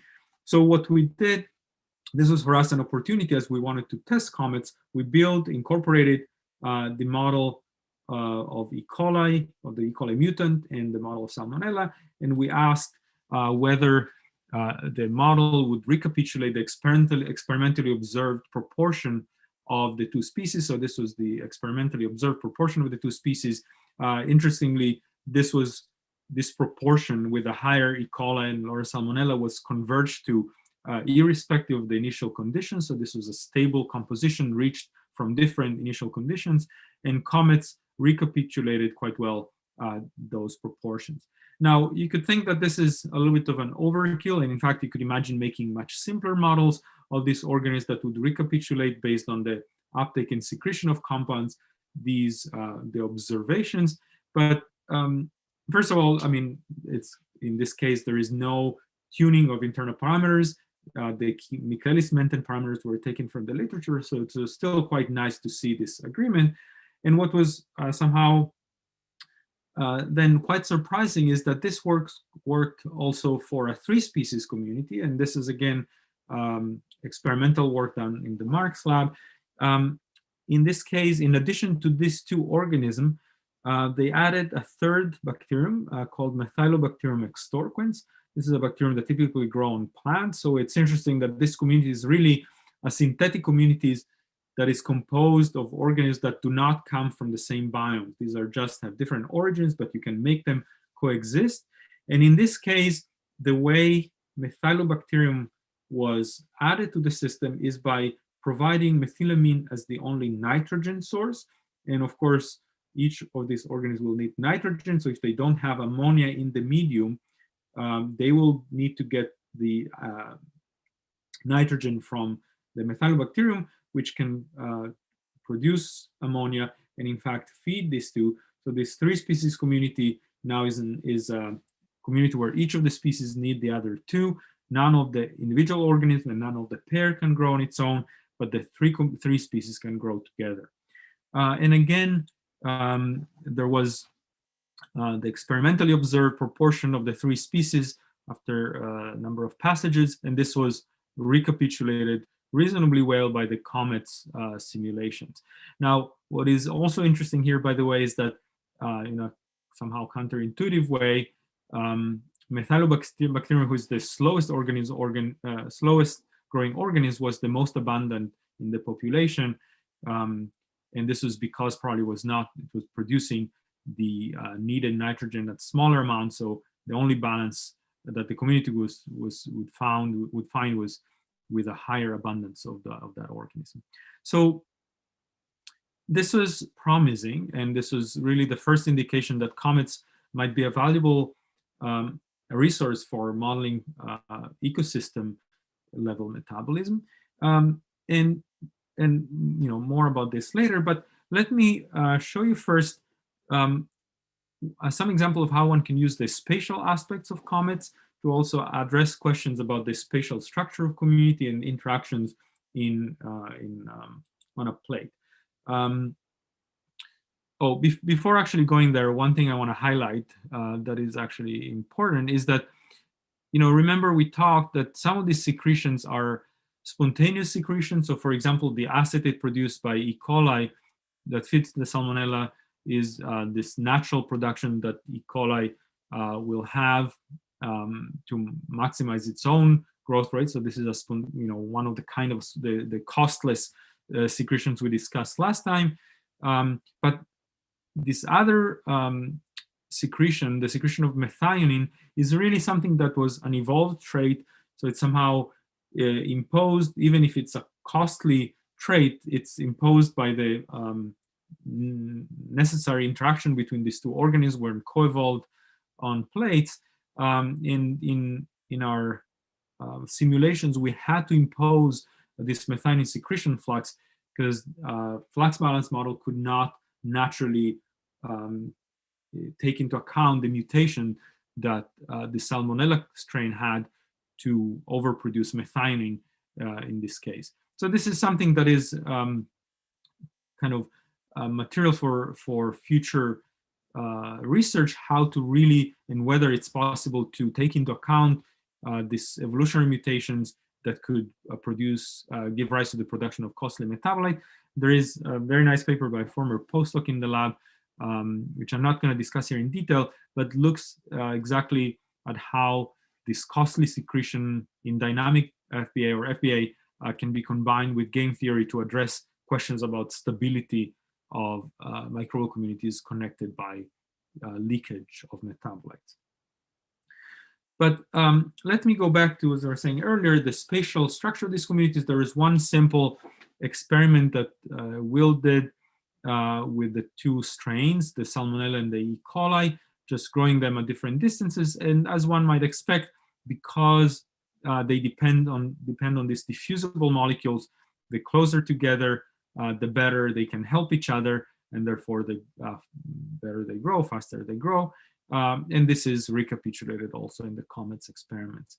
But this was somehow quite trivial, but Will had the idea of testing a slightly more complicated scenario. And the idea was the following. So imagine you put these two colonies on a dish. You have an E. coli strain, our methionine knockout strain, and our Salmonella, the evolved Salmonella strain on a plate. So as shown before, they will grow, diffuse, probably acetate and methionine. There may be other metabolites involved, but likely these 2 would be key and be able to grow. But now the question is, what happens if you put a second Salmonella strain in between these 2?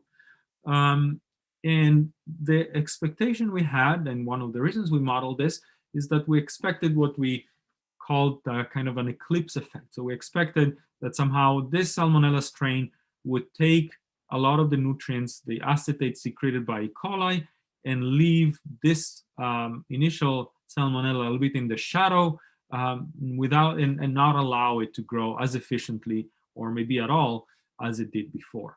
So this was somehow the expectation. We wanted to model this metabolic eclipse on a Petri dish. And we actually did the modeling first. And what we found was quite surprising. That is, what we saw is that this salmonella, and this is showing the growth of the distal, we call the distal salmonella, so this colony, in presence and in absence of this intermediate colony. And what we saw from the model predictions was that this salmonella could grow faster in the presence of this eclipsing intermediate colony. And this was somehow puzzling. We weren't sure whether this was an artifact of the model, but when Will did the experiment, he confirmed that this is also happening experimentally. That is, this salmonella strain in the middle of the plate, they ended up helping this distal colony rather than harming it. And as you can probably imagine, the reason for this is that even if the salmonella is really potentially using some of the acetate that the E. coli is secreting, of course, diffusion goes around. And it turns out that what happens is that this salmonella is closer to the E. coli, so it will help this E. coli grow more efficiently, produce more acetate, and the net effect on this distal colony is that the growth rate of this colony is increased and helped by the extra acetate produced by E. coli more than it is reduced by the eclipse effect of the intermediate colony. So somehow, the idea is that this intermediate colony, which seemed originally, or in our minds, was going to be a competitor of this one, ends up helping because it helps its partner. So this is. Sorry, Yes. sorry. Just to clarify very quickly, that intermediate one can also excrete methionine, right? Yes. Yes. Okay. Yes. And we thank you for the question. And we did do the control with non-secreting salmonella, and in that case, you do observe really this eclipsing effect. Thanks for the question. So, one could obviously explore different geometries. There are some nice follow-up studies to this, but I think the main take-home message from this example, and for me was kind of quite revealing, is we tend to often think of interactions as being positive or negative, but when you look at them in the spatial context, things can get quite more complicated, and I think that's something that is important to keep in mind and take into account when you look at community in spatial settings. One thing I want to show you, one can look because of the capability of comets, you can look at any given time at different aspects of the simulations. For example, again, these are the 3 colonies. You can look at the intensity of the acetate secretion flux, and as expected, you can see the E. coli in blue is secreting acetate, whereas the 2 salmonella strains are using up the acetate, and you can see that this changes as the colony grows. And most interestingly, recapitulating what we discussed early on, at some point at the periphery of the colony, right, the E. coli, it's still secreting acetate, but the internal component of the colony, where probably the lactose, which is the main carbon source here, is running out, these E. coli cells starts to take up the acetate again that they secrete before and grow on that acetate. So there is this phenotypic change that happens within a colony. There are independent confirmation of this happening to in E. coli, but it's interesting that this happens also in this case. And again, it shows you the potential insight that one can get by looking at these different layers of the metabolites in comet simulations. Okay, I don't know why there is clear now. Okay. So there is a few things that comets and its different applications can help with. One thing we started doing, and this is feasible through a network visualization software called Visant, developed by Junjun Hu and Charles Delisi. We combine this with our comet simulations in order to map the outcome of the simulations onto a network where you can have both the individual organism. Again, this represents Salmonella, this E. coli, and this is not really immediately obvious, but this represents in a way that is not really intelligible, but represents the whole metabolic network of Salmonella, and this represents the whole metabolic network of E. coli. And these are the metabolites that are being exchanged. In red are the metabolites that are used by both organisms, so these are sources of competition between the two organisms, and there is the oxygen, nitrogen, sulfur, and phosphorus sources. There are metabolites that are produced by both, such as CO2, and then there are metabolites that are being exchanged in gray, such as the methionine and the acetate. And for example, here the model predicts that for some reason also galactose could be an exchange metabolite, something that is a new prediction of the model. But this is just to highlight, right, that in addition to representing the simulations as dynamical graphs showing the change of abundance of different species, one can start building ecological networks where you have both the species, the microbial species, and the metabolites, potentially getting insight into what aspects of the internal network are responsible for the exchange and utilization of the different resources in the environment. And in an early attempt, which is not really representative of what happens probably in a real gut microbiome, but we started doing simulations of some key taxa from gut microbial communities, including the famous or infamous Clostridium difficile. And you can see that there are a number of metabolites that are exchanged or that organisms can compete on. And again, I mean, this is just the tip of the iceberg of the kind of things that we and others are doing and can be done in the future to use these dynamical models to try and predict the structure of communities. I will end by showing a couple of examples of how we're using comets for a number of other applications. One is the use of communities for the use of flux balance modeling to try and predict what environmental composition could give rise to a desired community structure. So you saw this from Alvaro's talk, and we talked about this in the past, that somehow, right, there is a lot of interest in understanding how environmental composition affects microbial community structure. And the question Alan Pacheco, still in the lab, asked recently is whether we can use this dynamic flux balance modeling to try and induce a desired composition based on just the medium composition, based on the molecules that you feed to the community. So here, what Alan did was to use a genetic algorithm to try and design communities with a specific proportion of taxa. Let me illustrate how we use the genetic algorithm in this case. These squares represent the different nutrients given to the community in dynamic flux balance comets simulations. So based on the set of nutrients you give, it could be 3, 5, and so on, you get a certain dynamics for the community, and you can rank or give scores or rank the communities based on how close they are to a desired composition, to a desired structure. So for example, if you want all species to have equally abundant, to be equally abundant at the end of the simulation, this would be a very good simulation. So this means that this nutrient set is a very valuable one. This would also be quite good. So you can select those two and do mutations and recombination of these genomes that, so to speak, that represent the nutrient composition of the media, and obtain a new set of media, which can then be fed to the algorithm again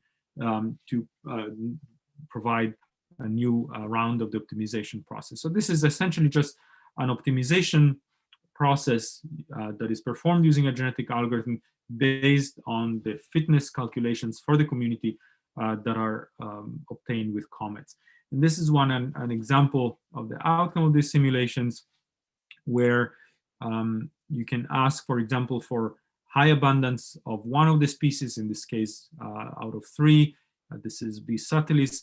If you ask for a high abundance of this species, but for survival, and so that the other species do not disappear, you'll get a certain set of nutrients and a certain structure of the community that will be predicted to achieve this composition. And this will change, of course, if you change the organisms that you prefer to be the most abundant. So there is a lot more than one could do, and a lot more data that is in this bioRxiv preprint. But I want to quickly soon switch to something else. I'll conclude this part by saying that I think one of the goals and one of the exciting part of using this dynamic flux balance modeling in comets is that one can start thinking of making predictions for natural communities and engineered communities, and try to see whether we can gradually reach the capacity to design communities with specific properties. And of course, this will require extensive experimental testing. We and others have started doing some of that, and I think it will be exciting to see how this progresses.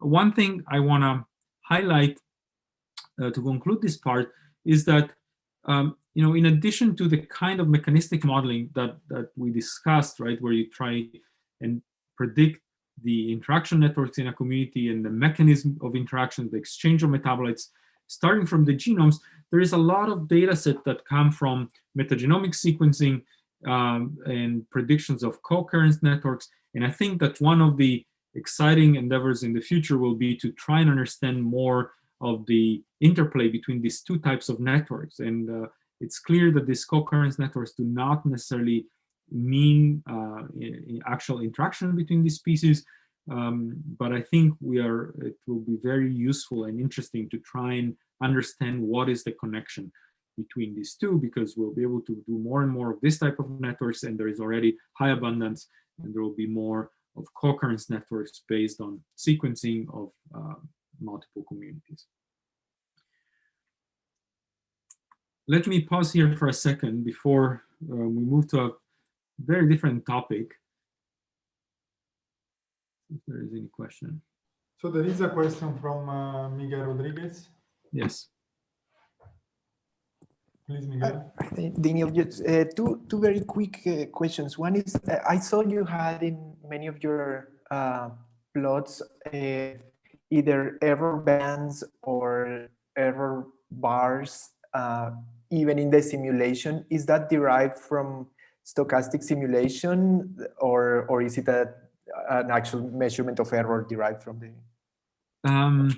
This was yeah, that's a good question. I think that the error bars I showed in the older models here, yeah, I think these were based on uncertainty in the parameters. At that time, we didn't do yet stochastic simulations, so we could only vary the initial conditions or the parameters based on the uncertainty in the parameters. But now we do have, we can put stochasticity in the simulation, so we can also generate error bars based on the stochasticity of the simulations themselves. So I think, yeah, both are possible. And early on, we didn't have stochasticity. Now this is part of the model, yes. If I just a quick follow-up, there is one of those your slides has a bunch of different organisms for which you model the potential interactions from the gut, and it was clear. Yeah, this one.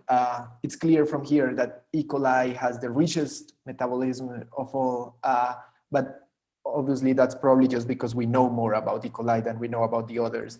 Is there a way to measure that the incompleteness, the effect of the incompleteness of a model into the simulation? That's a great question, and yes, I absolutely agree. I think the fact that we know much more of E. coli is what causes this abundance of different arrows. I don't know. I mean, I'd have to think about this. I don't know that there is a clear individual metric that can tells you how complete we expect a model to be. There is certainly from the gap filling algorithms, one can estimate, let's say, how many kind of reactions were missing early on and how many have been added from the process of gap filling. So I could imagine that could give an idea of how much missing knowledge may be present in a given organism. But I haven't seen anyone, and we haven't done this. I think it's a very, good idea, an interesting point that would be helpful to have, some standardized metrics. I know there is actually a beautiful approach called MEMOTE. It's a suite of tools to analyze genome scale models built by a large group of people. I think that may have some quantifications of this uncertainty. So it's worth checking that. But that's a very good question. I think it will be important to have metrics like this. Thank you. There is another question from Kiseok. Yes. Yes, it's a sort of an extension from Miguel's question, but if I want to use this COMET platform, do I need to get the growth rate of each species and the genome of species and have a great annotation? So we need 3 of those components? So you do not need the growth rate. You do need the annotated genome or an already built stoichiometric model. So I think, I don't have it here, but if you look at some of the slides from the first presentation or the second presentation, there are pointers to, there are a number of resources where you can download already built stoichiometric models. So there is a database called BIGG that has a number of organisms. That's from Bernard Paulson's website group. There are other groups that have their own models. There is a number of publications with already built FBA models and resources like KBase that can build automatically draft models from genomes and do gap filling. So there are a number of tools to generate these models from genomes. Once you have that information, in addition to the stoichiometry itself, in order to do the dynamic flux balance model, you do need the kinetic parameters for the uptake rates. But actually, I should say that, in the simulation that I showed before, for example, we assumed standard Km and Kcat for all metabolites based on the glucose, which is certainly not accurate, but it was good enough to give these predictions. Maybe because the main carbon sources were still sugars and organic acids. But yes, in principle, you do need those parameters. They're not very difficult to measure, much easier than intracellular parameters, but they're still necessary parameters for running dynamic flux balance analysis. You do not need the growth rate, though. The growth rate is an outcome of the simulation. And again, for these kinetic parameters, I think if you know nothing, you can assume kind of some uniform parameters from the literature. But the more you put in, of course, the more accurate the predictions can be. So if I want to create this natural community, like how many species would this model take? Like, is there like a limit or threshold of yeah, I think I think the problem, you can put in certainly tens or I think hundreds of models easily. I don't know exactly actually what the largest number we tried, but I believe it's in the hundreds. So I think the limitation is not so much. You can imagine, I mean, the simulation will grow linearly with the number of species because you'll have to go with each model to do its own flux balance, but it doesn't grow more than linearly with the number of species. So I think the limiting factor for doing models of complex natural communities is actually the knowledge of the, having good, accurate stoichiometric reconstruction from the genomes, not the simulation engine itself. Oh, okay. And I should say, we have tested the simulations on small communities. Whether or not and how accurate this will be on more complex communities still unknown. And I think it's an interesting question that we and others are interested in addressing. Thank you so much. Yep, thank you. That's a very good question. Great. I don't see any more hand raised, so I think. Okay. So I'll move forward to just tell you a little bit on, go to a slightly different approach, which is related to something we mentioned before, which is the whole ecosystem level approach to metabolism. And this somehow is something we applied to the study of the early evolution of metabolic networks. This is work done with Josh Golford and Hyman Hartman, Temple Smith, and Bobby Marsland. And the idea, the starting point for this is somehow the following. So we tend to think of fossils as something that you see in rocks, right? You can see something like this. This is actually Ediacaran fossils, evidence of the first, some of the first multicellular organisms. This is from Canada. And we can also, we got used to the idea that sequences, right? DNA sequences are also somehow fossils of early life. They contain information about the ancient history of life. And the question one can ask is, why not networks, right? Do metabolic networks, the same metabolic networks, or they contain in their structure, in their architecture, information about the ancient history of metabolism and of life itself? And the question is, how can we tease out information about this? And this is related again to this idea we expressed early on, that when you model a community, you can think of a community as a set of organisms, each of which has its own internal circuits, and they could exchange things. And you can ask this question of whether you can predict ecological interaction based on the intracellular circuit of this organism. But we also raised the question of whether perhaps at some point, if communities are complex enough, and we know now from Alvaro's lecture and evidence in other contexts that functions are so important in determining the fate of a community, perhaps it doesn't even matter which organism performs what function. We could treat the whole community of us as a soup of enzymes, right? And look at the set of all the reactions as if they belong to a single compartment. Now, when you study ancient life, there is a very special meaning to this concept. And this meaning is related to horizontal gene transfer. And we know that microbes can exchange enzymes with each other, and enzymes can be transferred from one organism to another. So metabolic networks that at a given time seem to be stable and be associated with a given species, if you look at the long-term history of life, they can change and move from one organ to another. So you can imagine this being a very plastic process where really it makes more sense to think of ecosystem level metabolism as a property of the whole ecosystem and not of individual organisms. So when you think this way, you can start asking these questions of not just what an organism can do with its metabolism, but also what an ecosystem can do. What are the metabolic capabilities of an ecosystem? Except that now, when you ask questions about the ancient history of life, you can make hypotheses, about what was possible in the presence of a few individual specific molecules that might have been present on early Earth. So you can ask questions about the expansion of this metabolism from an early subset of metabolites.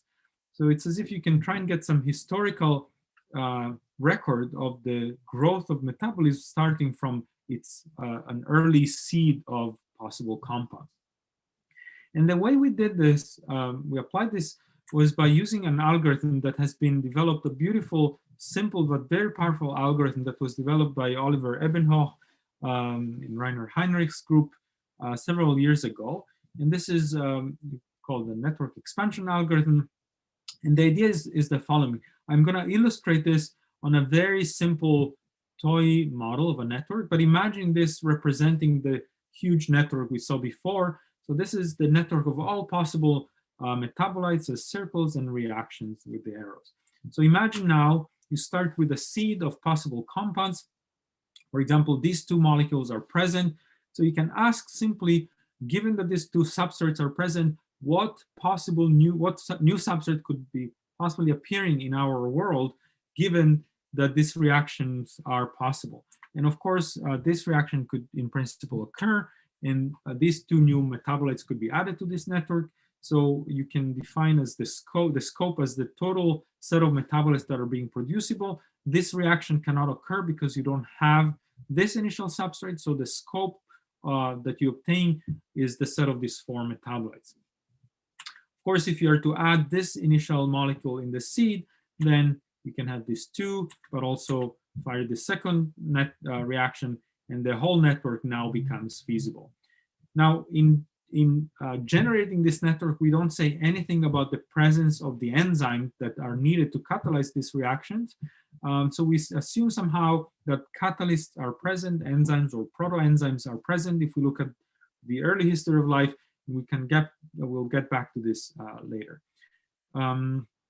So I hope this is clear. Again, this is a very simple topological algorithm that allows you to know what portions of a network can be reached based on an initial set of compounds. And now you can play the same game for the real network by taking some initial compounds and ask which of the 10,000 or so metabolites present in the real network can be reached. Yes. Is there a question? I think it was not a question. Oh, okay. It was, please raise hand. Okay, go ahead, thanks. So one can ask what space of this network can be reached based on the initial set of compounds. And I'll show you first the way we applied this algorithm a few years ago in work done with Jason Raymond, asking a question related again to one of the things we discussed early on in my first lecture, which is the transition from an anoxic to anoxic world. So if you remember, about 2.2 billion years ago, our atmosphere started becoming from anoxic, started to be filled with molecular oxygen, and this was due to the activity of bacteria.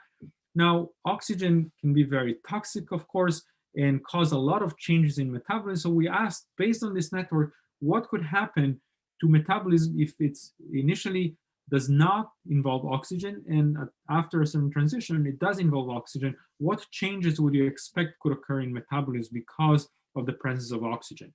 And there is a lot of aspect to this, so I'm just showing a snapshot of one of the outcomes of this analysis. In blue, you see the anoxic network. So this is, again, this is not a network of an individual organism, but it's the expanded network from an initial set of plausible early Earth metabolites into an expanded network that involves reactions that are present in multiple different organisms. But I want to point out that what is striking is that there are these additional branches that become possible only when you add oxygen to the initial seed of the network. So when the network expands in presence of oxygen, there are all sort of new molecules that become available. And interestingly, there are very little changes at the core of the network. So even if we know that, of course, oxygen has a role as a electron acceptor for oxidative phosphorylation for this more efficient metabolism that we discussed. But there are a lot of other roles that oxygen has, which are known, but they're kind of diffused through different pathways. And so here you can see the impact of oxygen availability as a molecular substrate that enables the production of molecules that are some of these more complex molecules, such as flavonoids, sterols, which includes cholesterol, and a lot of molecules that are involved in communication, such as hormones, the terpenoid metabolism. So there are a lot of molecules that are, in fact, can be signatures of eukaryotic and multicellular life that are really associated with the rise of oxygen in the atmosphere.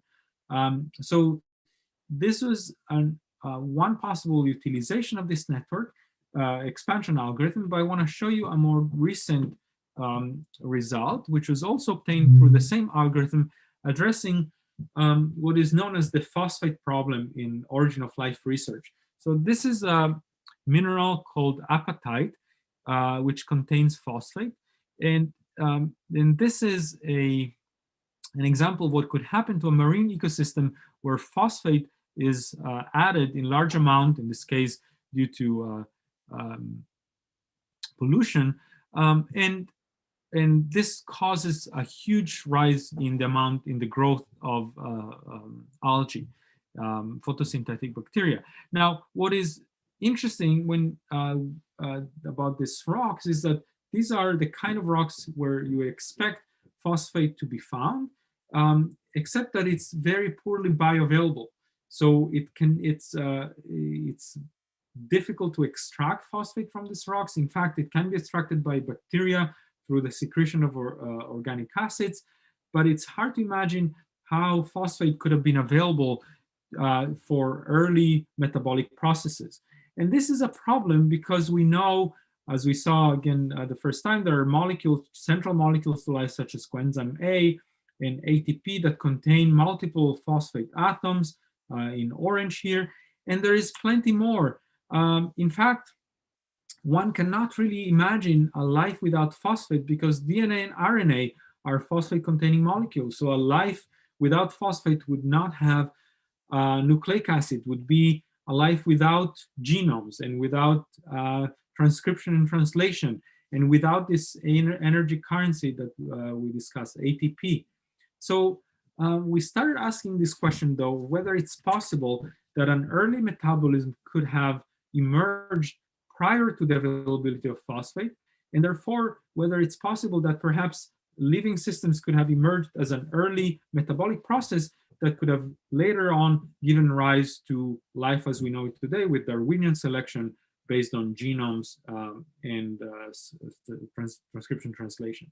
So we asked this question of whether, if you start from a seed of metabolites that contain some carbon sources, sulfur, which is known to be present on early Earth, and nitrogen, different sources of nitrogen.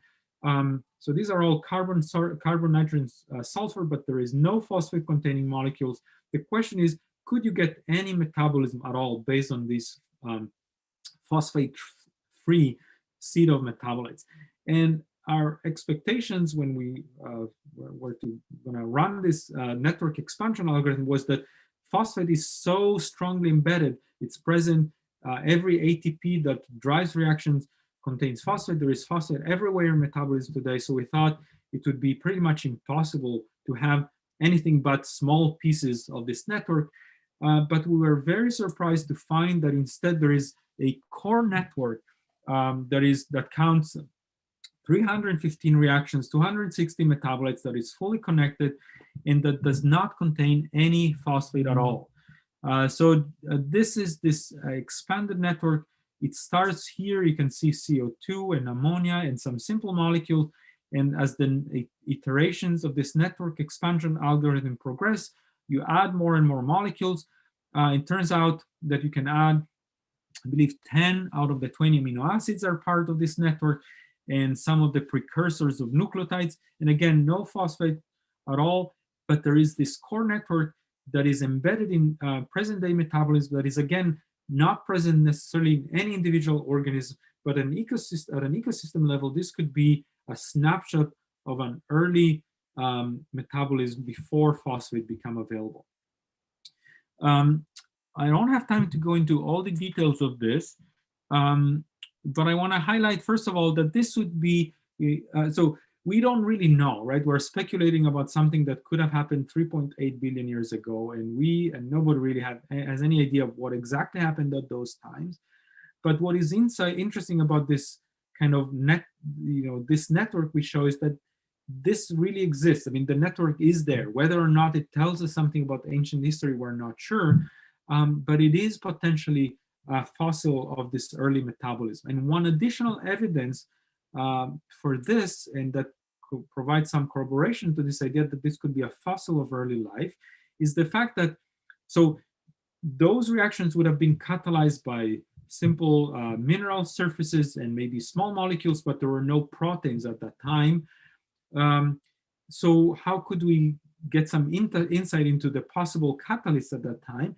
And what one can do is look at the enzyme that catalyzed those reactions today, those 350 reactions, and the protein itself is a very complex structure that could have not been present early on. But the cofactors, some molecules that are in the active regions of this enzyme, some of these are very ancient molecules. For example, a lot of these enzymes contain these iron sulfur clusters that are minerals that are known to be associated with early Earth environments. And we looked at how frequently these iron sulfur clusters appear in this core network, in this network of phosphate independent metabolism versus the full expanded network. And it turns out that there is a very strong enrichment of these iron sulfur clusters in this core network relative to the complete network, indicating that perhaps really this network captures some of the early activity of metabolism on our planet. There is follow-up work, which I'm not going to have time to go into, exploring in a much more systematic way how different assumptions about the early Earth environment could give rise to different proto-metabolism. And this thing takes into account not just the carbon sources, nitrogen sources, and so on, but also what were the electron donors, where the electrons came from, the pH and the temperature. And importantly, these come into play by looking at the thermodynamic feasibility of this reaction. So in this network expansion that I just described, initially we did not take into account thermodynamics, but you can imagine that in addition to the topological feasibility of this network, you want to look at the thermodynamic feasibility, and this will depend on pH and temperature in a way that is can be estimated based on the energy formation of each of these compounds. So we did these calculations, and one can find, again, which networks can expand to the full, to a large networks, and which conditions do not give rise to expanded network, finding more parameters that seem to be conducive to initial metabolic network.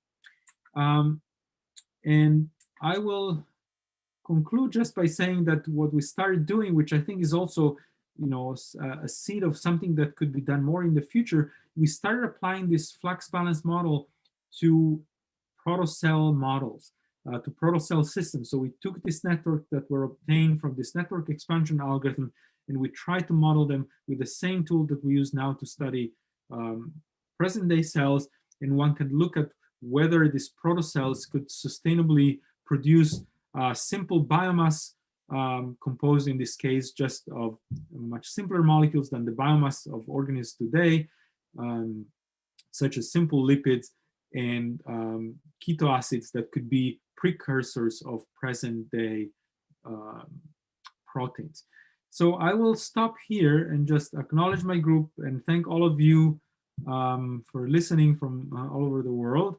And I'm happy to take any questions.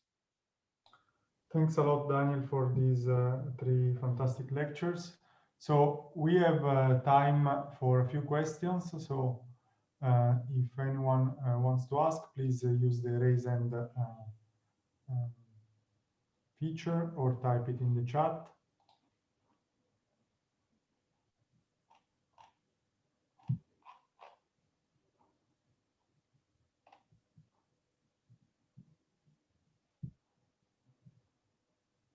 I don't see any question, any hand raised.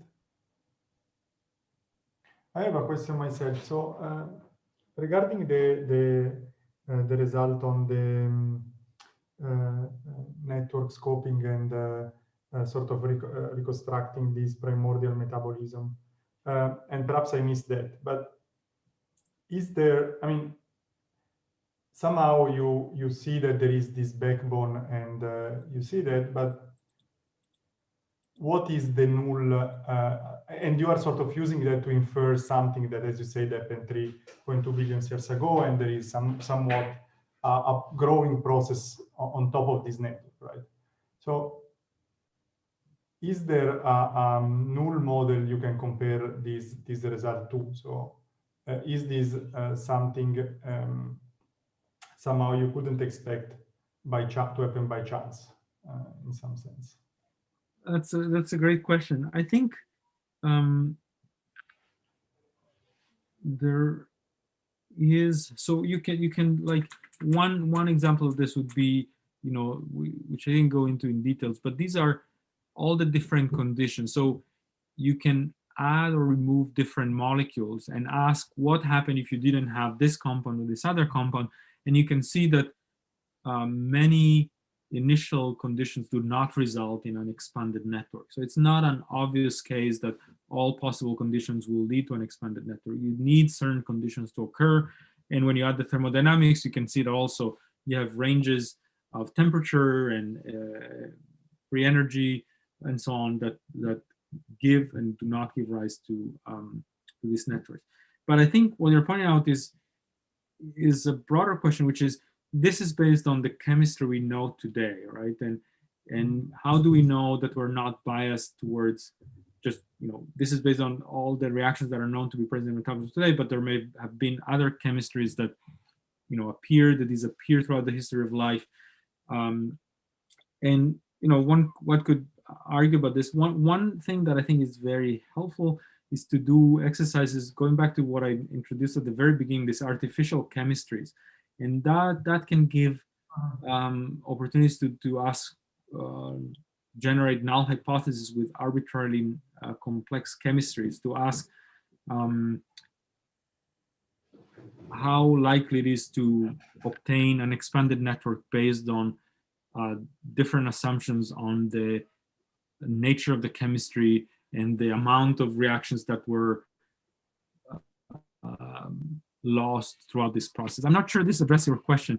I think it's a hard question to ask. What is a null hypothesis when you talk about these early metabolic processes?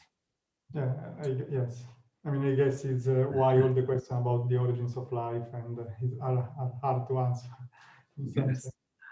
So there is another question from Matteo, who is asking whether you see a connection between your work, this work, and recent theoretical advances in stochastic thermodynamics of biochemical networks.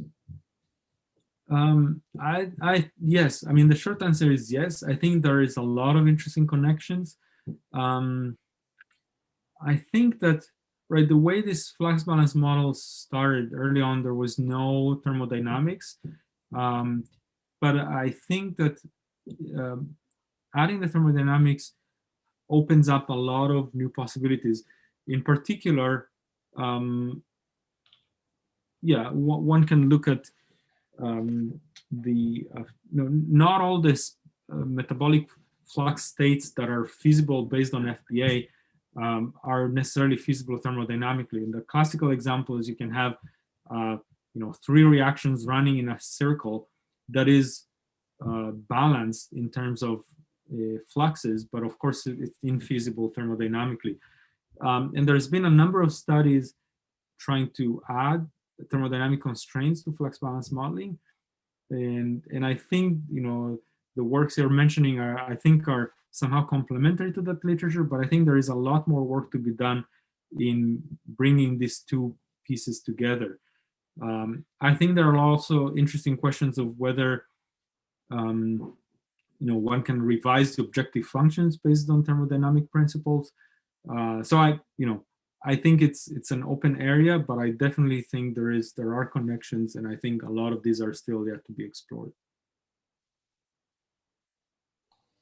Great. So I don't see any other questions. So let me thank again Daniel for these 3 great lectures. And now we are taking a 5-minute break into the breakout rooms before the next lecture by Justin Nickel. So thanks a lot. Thank you. Thanks a lot, everyone.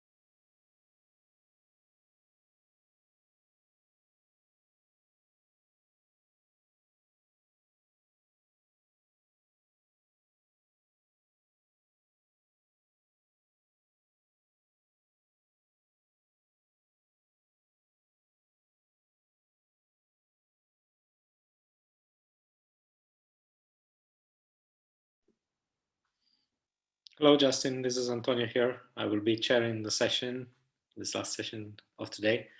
So we'll be ready in a couple of minutes. Okay. Excellent. Nice to meet you.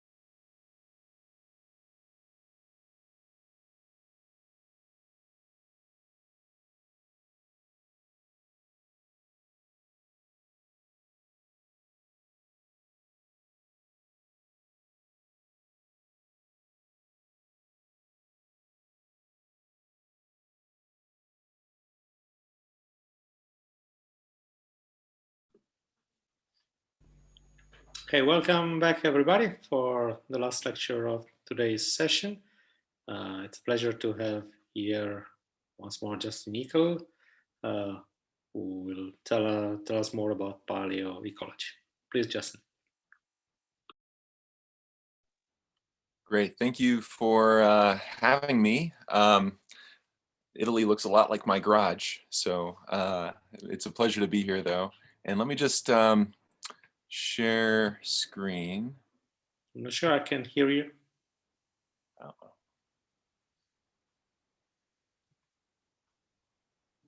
Okay, so can you hear me now?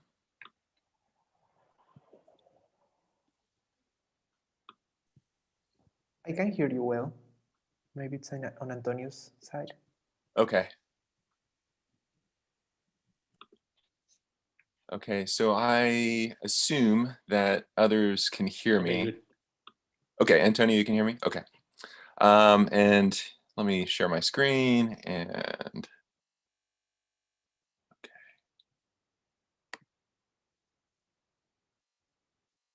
okay, so you can see my slides.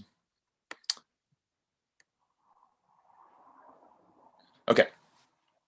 So again, thank you for having me.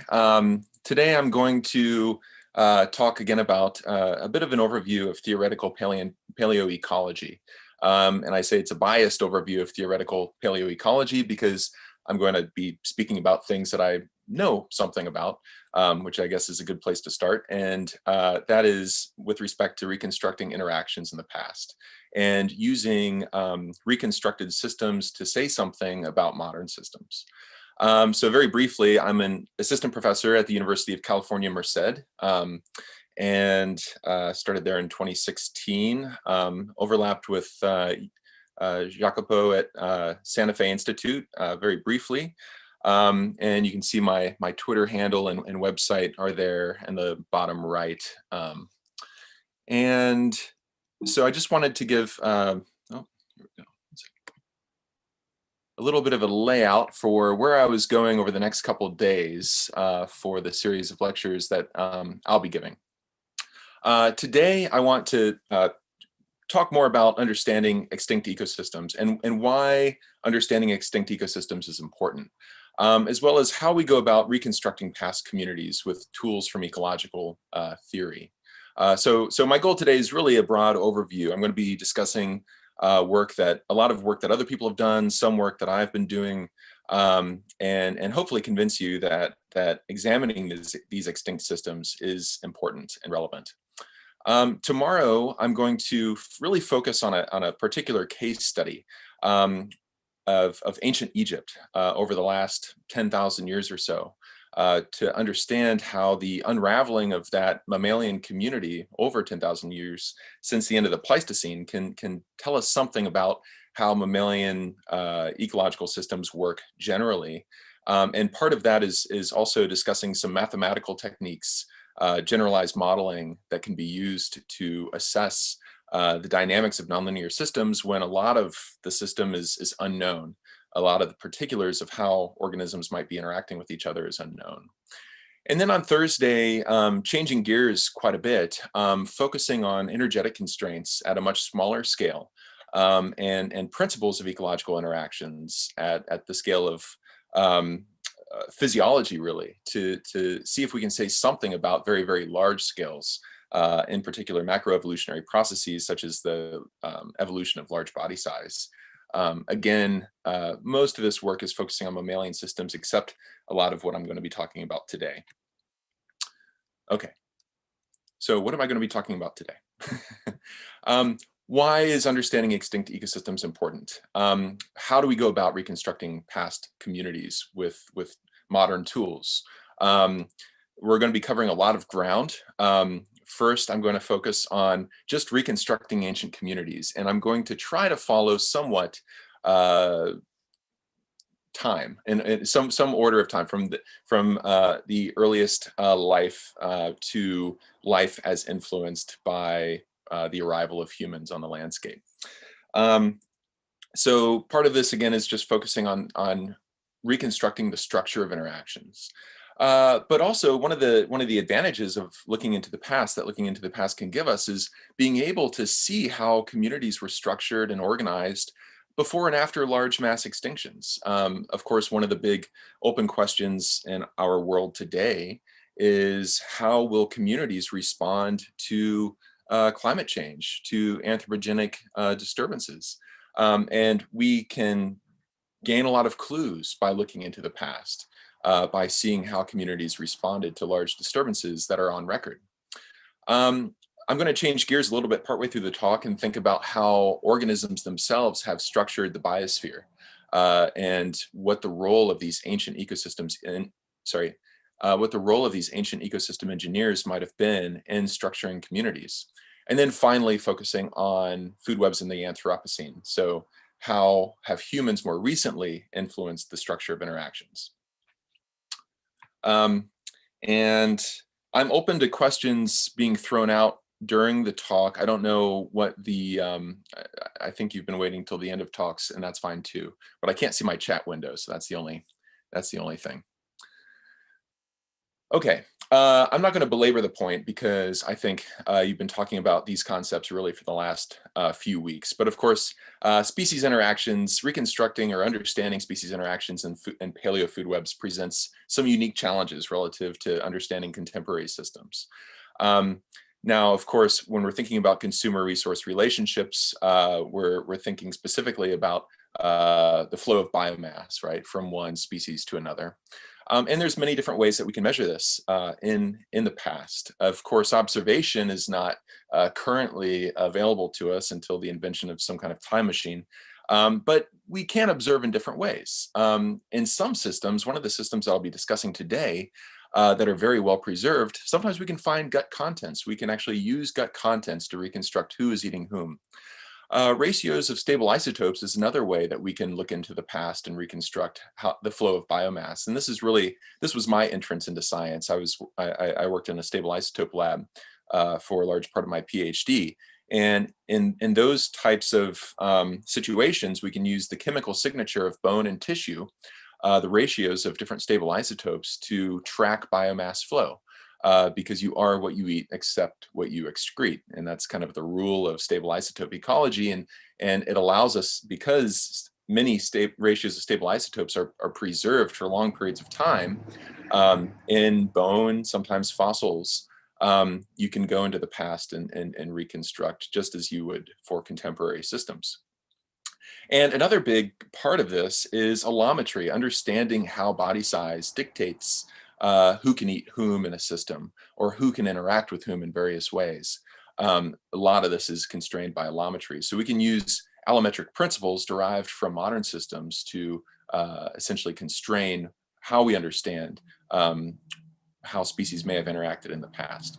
And of course, once we have these networks of interactions, we can assess how structure has changed over long periods of time or not, how that structure might impact or affect the resistance or resilience of a system to disturbance, and other aspects of dynamics that we might be able to infer. And one of the benefits here is that the story has already been told, right? So we can go into contemporary systems and assess measures of dynamics and try to postulate what that means for how that system changes in the future. But when we look into the past, the experiment has been run. So if we say something about dynamics, so for example, we might go into reconstruct a food web and try to say something about the susceptibility of different species to extinction. Well, then we can see if that susceptibility actually results in extinction by looking forward in time. So we have this temporal flexibility that paleontology gives us in looking over long periods of time, and some unique challenges as well. Okay, I think I said I'm not going to belabor the point, but then I belabored the point. Okay, let's orient ourselves. Let's root ourselves in the history of life. Okay, so Earth formed 4.6 billion years ago, which is at the bottom of this spiral, which looks like it came from a biology textbook because it did. And we start at the bottom of the spiral and we start moving up forward in time. We have the earliest cells at about 3 billion years. But for our interest, we're really going to start in the last full turn of this spiral. So we're going to start at the Cambrian explosion, and that was about 500 billion, or sorry, 500 million years ago, 500 million years ago, that we can see. I think I can use my pointer. I think you can see my pointer, I hope. So this is the Cambrian explosion. We start here, and then this last full turn of the spiral is really the evolution of complex ecosystems. That's the record that we have. And so we're going to start in the Cambrian explosion. We're going to spend some time in the Permian, towards the end of the Cretaceous, which is the end of the reign of the non-avian dinosaurs. After that, we're going to zip back to the Devonian, the expansion of plants on the terrestrial landscape, which is a really interesting time that I've been thinking a little bit more about. And then we're going to yo-yo back up towards the more recent and think about how the how humans have impacted systems in the more recent past. Okay. So the Cambrian explosion. So this is work, really beautiful work, I think, done by Jennifer Dunn at the Santa Fe Institute. This is a PLOS biology paper published in 2008, where she and a team of paleontologists essentially reconstructed interactions of species in these beautifully preserved shale fauna. So the Burgess Shale is in Canada, and that's what's pictured at the top. The other shale is the Xinjiang fauna. I hope I'm probably not pronouncing it right, in China, dating to around the same period of time. So they were looking at two of these beautifully preserved shale faunas to reconstruct the interactions. Because they're so well preserved, there's a lot of information about who was eating whom in the system. From that, they could reconstruct the interactions and then see if food web organization is in any way comparable to contemporary systems. To get a sense of the scale of this question, we really have to understand how alien these systems were. Okay, so I want to spend a few minutes just looking at the Burgess Shale.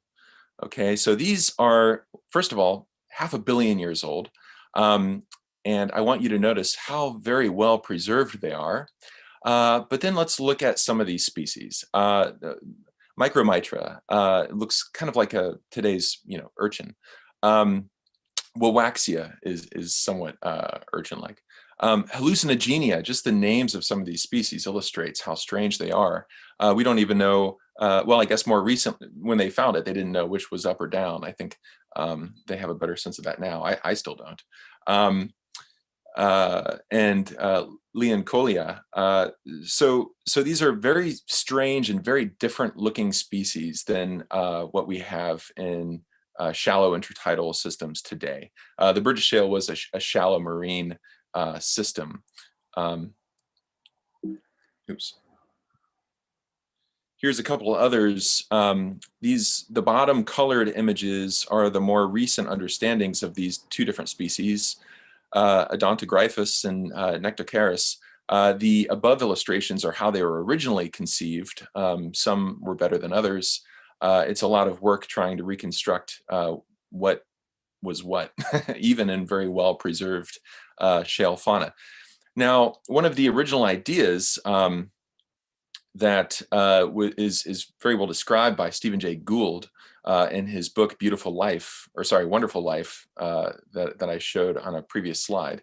One of his original ideas, and it was a popular idea for a while, is that the Cambrian explosion was really this period of massive experimentation where these different life forms had a lot more morphological disparity compared to similar systems today. So you can see this middle image here is this Gould 1989 interpretation, where the x-axis is documenting the morphological disparity of the system, and time is moving from the bottom to the top. And so his idea was that these systems were experimenting with very different shapes and very different modes of life, many of which were not successful, and those that were successful, of course, gave way to life as we know it today. The more recent interpretation of this, however, is that there's about as much morphological disparity in the Cambrian explosion as there is today, maybe even a little less. And even these very strange species that don't look like they have any modern relative are, oops. Oh, I think I skipped a slide. Oh, it's probably going to pop up later by accident. These two very strange looking species are actually early mollusks. And so even these kind of alien looking organisms that were in the Burgess Shale or in these shale faunas are related to modern relatives. And perhaps these systems aren't quite as alien as we thought. So taking advantage of this preservation allows paleontologists to go back and reconstruct who was eating whom. For example, so this is a very simple illustration of the Burgess Shale food web.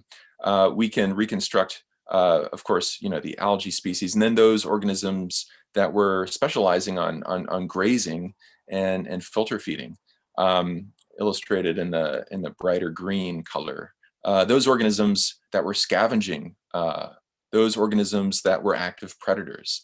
And we can get a sense of the actual species interactions by observing stomach contents, which I'm showing in the lower left here. So this is the stomach contents of one of the organisms in the Burgess Shale fauna. We can actually see inside the soft tissues were not preserved, but left impressions in the shale.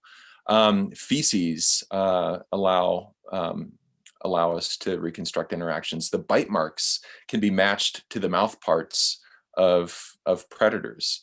And of course, body size determines to a large extent who is capable of eating whom in terms of active predation. So if we accumulate all of these different lines of evidence, we can, and even weight the different lines of evidence with our ability to say something about the interaction, more certain interactions or less certain interactions, we can reconstruct the food web. And this is what Jennifer Dunn and her team did. So now that they're able to reconstruct the food webs of these shale faunas, what's one way that we can go about comparing whether the structure of these systems was different or similar to those today? The way that they went about this is looking at the cumulative link distributions. And so here I'm showing link distributions for, let's see, 1, 2, 3, 4, 5 modern food webs. All of the ones that you've probably seen over and over: Little Rock Lake, Ethan Estuary, Silwood Park, and then the link distributions is illustrated below it. One of the things that you can immediately see, of course, is that these link distributions are long-tailed. So we have most species tending to be specialists. In other words, they have fewer trophic links to other species, and relatively fewer species being generalists, where they're linked to many, many other species in the system with trophic links. One way that we can more easily compare these systems, because they all differ in size and they all differ in link density, is to divide to scale the cumulative link distributions by the average number of links per species. And this is what I'm showing on this slide. So now we still have the cumulative distribution on the y-axis, but on the x-axis we have the number of trophic links that's scaled to the average number of links per species. So we're scaling the distribution to the density of the network. And what we find is that all of the distributions fall on top of one another. So all of these different systems do seem to be constrained by, or do appear to share similar constraints in terms of the distribution of specialists and generalists, trophic specialists and trophic generalists in the system. And just one thing to note, that the distribution tails fall off much more quickly than you'd predict from scale-free networks. So I've just put on top of this a power law relationship, where and we see these ecological systems are fall off very quickly. So generalism is not following a scale-free power law relationship here. Okay, so what? How does this relate to the Cambrian system? Well, we can take these cumulative degree distributions of modern systems and compare them directly to the Cambrian food webs, because we have the same type of information. What I'm showing here, again, is the same x-axis and same y-axis as before, the normalized number of trophic links on the x-axis and the cumulative probability distribution on the y. The color squares are modern food webs from 8 different sites, and the black and the gray circles are 2 Cambrian food webs, one from 505 million years ago and one from 520 million years ago. And the message is pretty clear here. They all fall on top of each other, which really kind of blew my mind, because again, these are ecosystems at the very beginning of multicellular complex life. These are some of the first ecosystems that we have record of assembling. And to think that they share such strong structural similarity to modern systems, to me, is very, very striking. But it suggests that there is a fixedness to food webs, that there are similar processes constraining interactions, and that these processes that constrain interactions are truly independent of taxa, truly independent of location. I mean, this is a shallow marine system on the shores of Pangaea, so of course very different than anything today. It's independent of time. This is 500 million years ago, and independent of environment. So, these energetic constraints, these interaction constraints are apparently, they would appear to be very fixed over time and space. I guess I'll let the animation play out here. We have a trilobite which bit the dust in the Permian, which we'll get to in a minute here. This is Anomalocaris, one of the top predators in the Burgess Shale. I guess while this is playing, I can see if I can see the chat window. Okay, you can see the pointer. Excellent. Okay, so because, oh yeah, so every nature, now it's going to replay. So every nature video has to have a predation event. That's like a law of the universe. Okay. Now let's move forward then and think about communities before and after mass extinction. So we've looked back at the Cambrian. So I'm showing that here. So the Cambrian's about 500 million years ago. That's where we've been. Move forward for quite a while. We don't pop up until the very end over here, but let's move forward a couple hundred million years. And what I'm showing on this graph is the extinction intensity. So Earth's life on Earth has been marked by 5 large extinction events it's very likely we are creating the sixth mass extinction. But one of the largest mass extinction event was at the end of the Permian. It's called the Permian Permo-Triassic mass extinction. So we're going to visit this mass extinction. How were communities structured before the mass extinction? How were they structured after the mass extinction? Can structure tell us anything about the dynamics or the robustness of the community? And then we're not going to the Cretaceous mass extinction, the asteroid impact, unfortunately, but we're going to go to this event that occurred right before the asteroid impact. It's called the In-Cretaceous restructuring period. Now, this is when all the big famous dinosaurs were walking around the landscape. And what we see towards the end of the Cretaceous is a very large decline in diversity. There's even a period where sauropods just disappear. They reappear later, so they didn't go extinct at that point. It's called the sauropod gap. So strange things were happening at the end of the Cretaceous in terms of restructuring dinosaur diversity. And this was happening right before the asteroid impact sealed their fate. So we're going to visit these two big events in the history of life and try to understand whether, the changes in the structure of the food web can give us any insight into the robustness of the system before or after. Oops. Okay, so again, two big events, the Permian extinction and the In-Cretaceous restructuring. Let's look at this in a little more detail. So the Permian extinction, this is also called the Great Dying. This was 251 million years ago. The causes of this are somewhat contentious. Some argue that there were asteroid impacts. It's certain that there was massive volcanism resulting in these, one of the events resulted in the Siberian traps. And it's thought that this massive volcanism occurring over hundreds of millions of years actually triggered global climate change that just altered the landscape, destroyed primary productivity, and resulted in this cascade of extinctions from primary productivity to primary consumers to those consumers that are eating the primary consumers.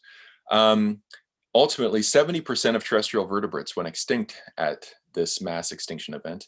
96% of marine species went extinct. So this is major.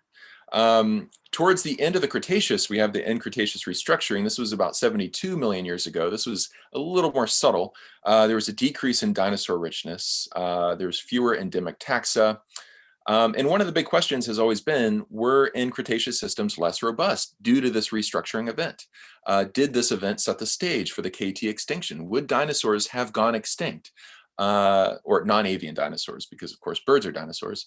Would non-avian dinosaurs have gone extinct if this restructuring didn't happen? Did this restructuring really erode the robustness of the system so that the asteroid impact had a larger effect than it would have otherwise?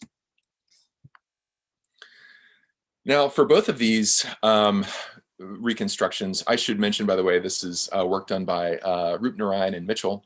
They used a technique called guild level reconstructions, where we really can't say to the species level who was eating whom. So instead, what they did was reconstruct guild level reconstructions of who was eating whom. So the guilds here are coded blue, and then the species are coded green on the inside. So we might not be able to establish species to species interactions, but we can say with confidence, based on what we know about modern systems, which guilds were interacting with each other. And once we have these guild level reconstructions of the system, then we can randomize species interactions within the guilds and build a set of food webs that we can analyze that represent likely interactions between species as a function of their guild interactions. Okay. And the question that they went about addressing once they reconstructed these guild level structures from which they could simulate many different potential food webs of species interactions, they focused on this question of, have large perturbations impacted food web structure or function? And they assess this by looking at the effects of primary extinction on the structure of the system. So for example, if they go in to their simulated food webs and initiate a primary extinction, would that result in a series of secondary extinctions? Do you remove, if you remove the only resource of a consumer, of course, that consumer would be a secondary extinction that is the result of the primary extinction applied to the resource. And then you can set different cutoff levels for how sensitive you think that primary extinction or how sensitive secondary extinction should be to primary extinctions. And so they initiated a number of primary extinctions as given by this perturbation magnitude. So as they're increasing the perturbation magnitude, they're increasing the number of primary extinctions that are imposed on the system. And of course, you would always expect that the number of secondary extinctions would increase with perturbation magnitude. As you remove more species from the system, more species will secondarily go extinct as well. And the interpretation is that systems with a higher proportion of secondary extinctions are more fragile. In other words, they're less robust.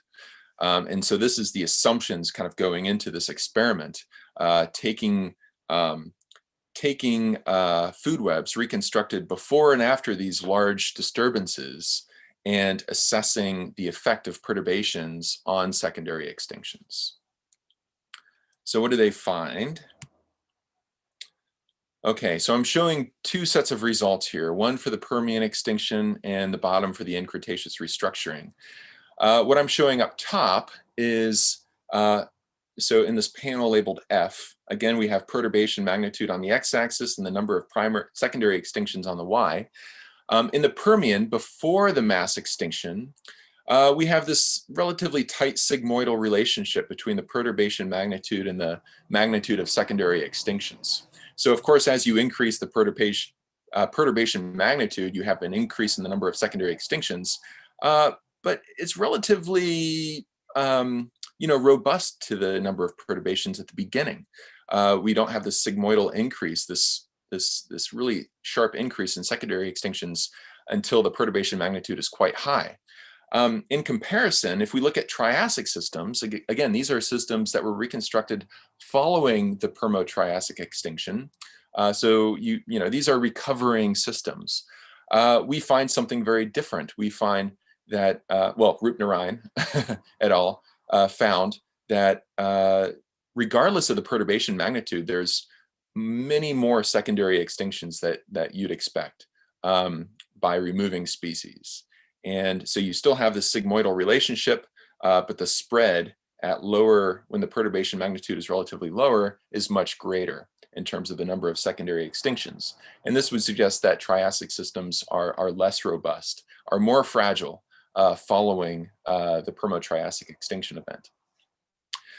Similar message from the Cretaceous restructuring, although they're plotted on top of each other here. So now blue is before the Cretaceous restructuring and red is following the Cretaceous restructuring.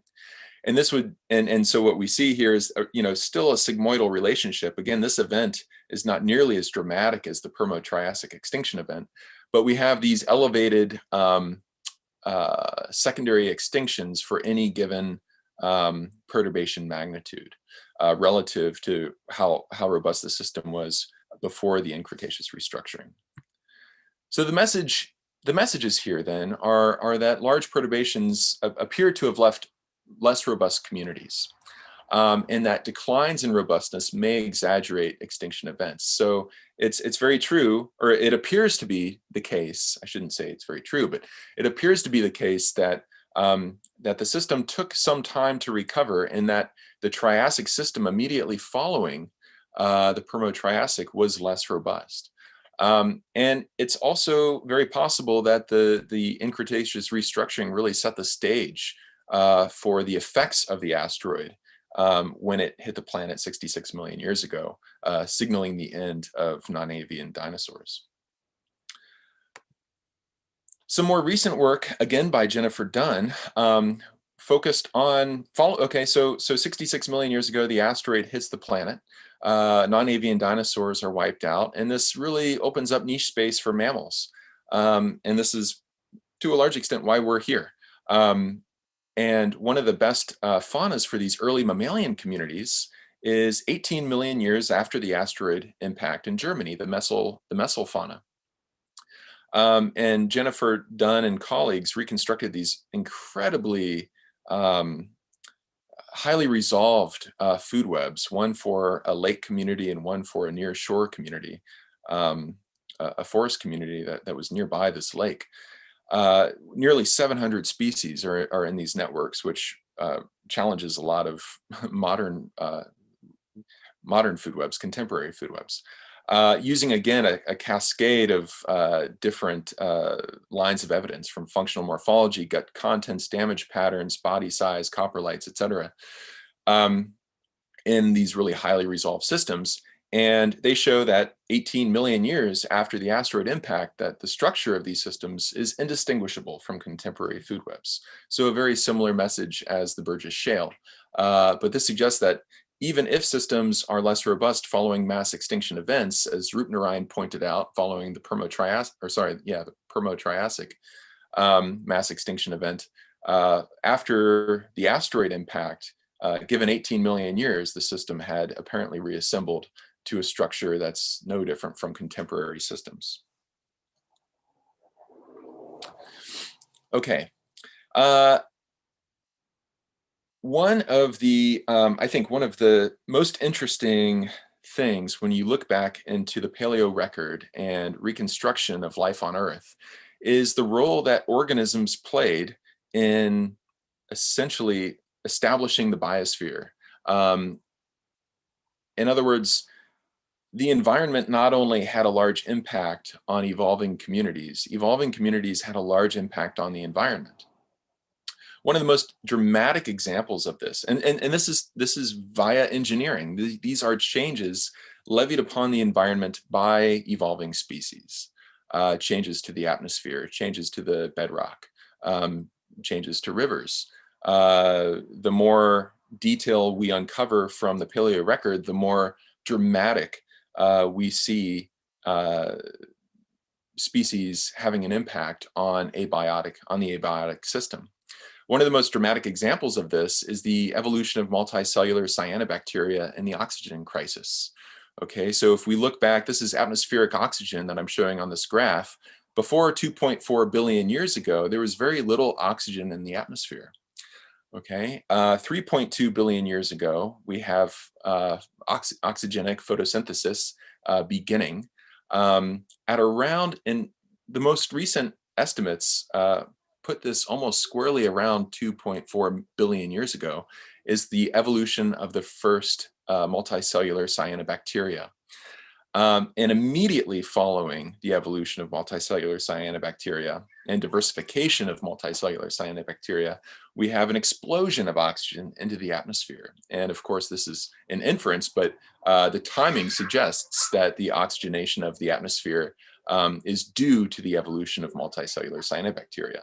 So these are the first global engineers, at least that we have record of, that are operating on a grand scale, pumping oxygen into the atmosphere. So understanding these feedbacks between the biotic and abiotic environment is really vital for understanding the evolution of early life on our planet, and of course understanding the future of our planet. We are engineering on a similarly grand scale. We are changing the climate in a much shorter period of time, by the way, and we don't really know what the effects of this is going to be. So understanding the roles of these global scale ecosystem engineers is important for understanding our role. It's also important for understanding the history of life.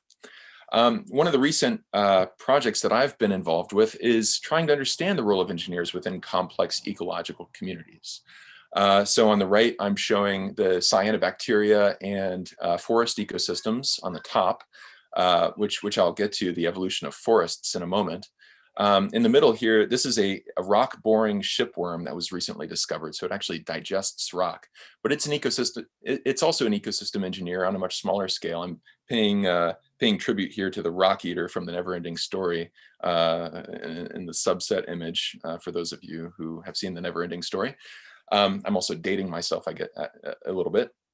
But the rock boring shipworm bores through rock and near streams, and it actually creates microhabitat for invertebrates that live within these rocks. So it's creating habitat for other species. So it's also an ecosystem engineer on a smaller scale. And of course, elephants are common examples of ecosystem engineers as they move about changing the landscape and opening habitat for smaller grazing organisms. But what is the role of engineers within complex ecological communities? There's been a lot of theory developed to examine the role of ecosystem engineers in systems, but most of it is within a smaller scale. So understanding maybe 1 or 2 species, how they might be impacted by engineers. We wanted to understand how engineers might impact a community of species. And that really required us to think about how to integrate these abiotic interactions into the biotic interactions that we characterize with food webs. And we wanted to really zoom away from just thinking about trophic interactions. We wanted to think about interactions more generally, so taking into account trophic interactions as well as mutualistic interactions. And so this is a little schematic that details our process of integrating these different aspects into a species network where we have 3 different types of interactions. We have eat interactions, need interactions, and make interactions. And we have 2 different types of nodes in the network. We have species, which are the colored circles, and we have modifiers, which are the black nodes. The modifiers represent the abiotic changes that are introduced by species. So for example, the rock-boring shipworm pictured to the right creates a porous opening in the rock. So the porous opening in the rock is the abiotic condition, is the modification that species makes to the environment that other species might rely upon. Okay, so species can eat other species, species can need other species, and from these interactions, they create trophic and mutualistic interactions. Species make modifiers, and in that case, they are ecosystem engineers. And then other species can eat or need those modifiers. And again, the modifiers are somewhat abstract, so they're not specifically detailing any type of modification, but a general modification that species make to the system. With these series of dependencies that species now have between each other and with the abiotic modifiers, we can then establish an assembly process and a set of dynamics, a very simple set of dynamics that dictate how systems are put together and change over time. So on the panel D here, I'm just illustrating a very simple food web where we have, let's just kind of walk through this here. So these are consumers that both are eating this resource. This consumer is an ecosystem engineer, and it makes this modifier. This modification to the landscape is being consumed by this species. These 2 consumers are competing for this resource.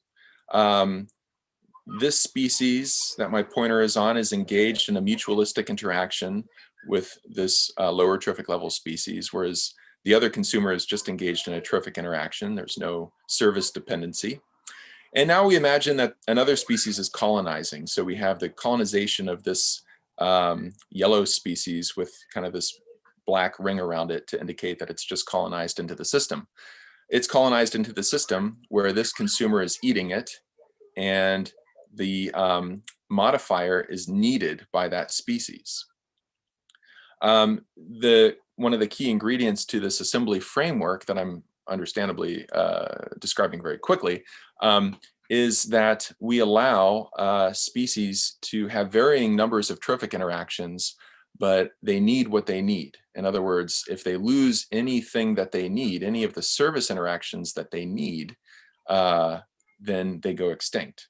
However, they won't go extinct if they have at least one thing that they eat.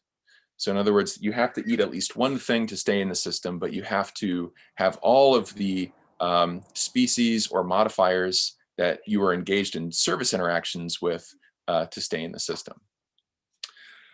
So the assembly process then allows this colonizer to come in, and extinction works primary extinctions work through competitive exclusion. So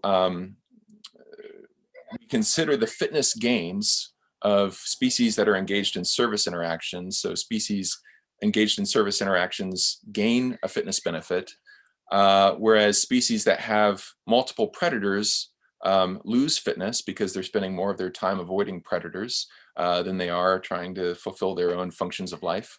And species that are generalists have a fitness disadvantage relative to species that are specialists. So those rules determine which species in the system are subject for primary extinction.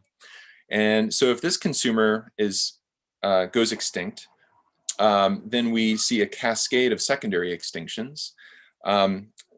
This consumer that just colonized into the system is going to go extinct because it's losing the one thing that it eats.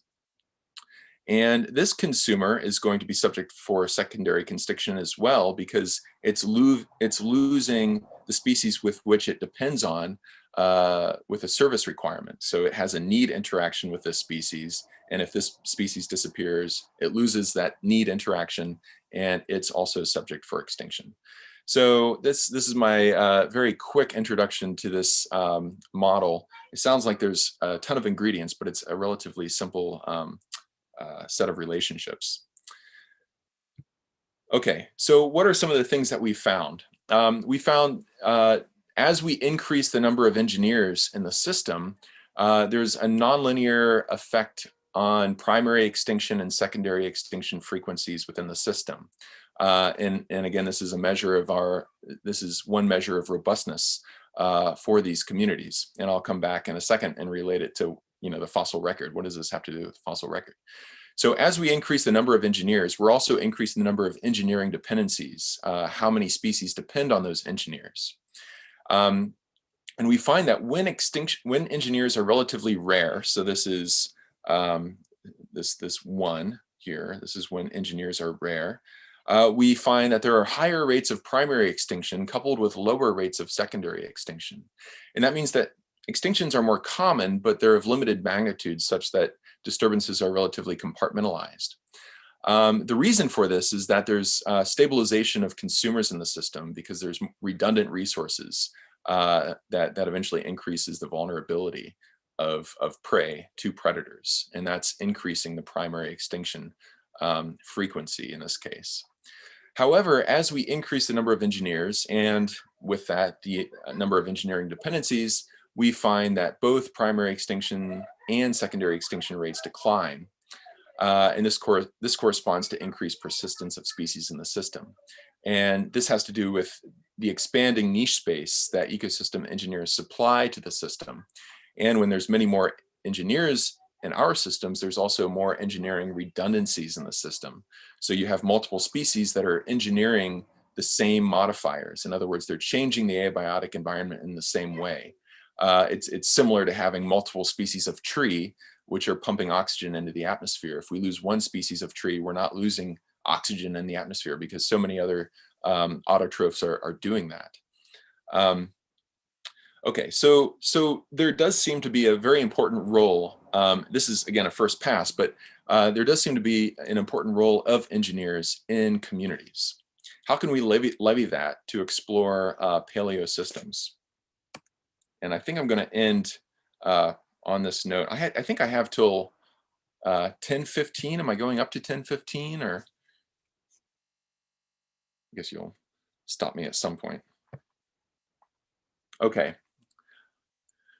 So how could we levy this ecosystem engineering community model to say something about the past, to try to understand past systems? One of the big questions that I would like to really explore is the Devonian.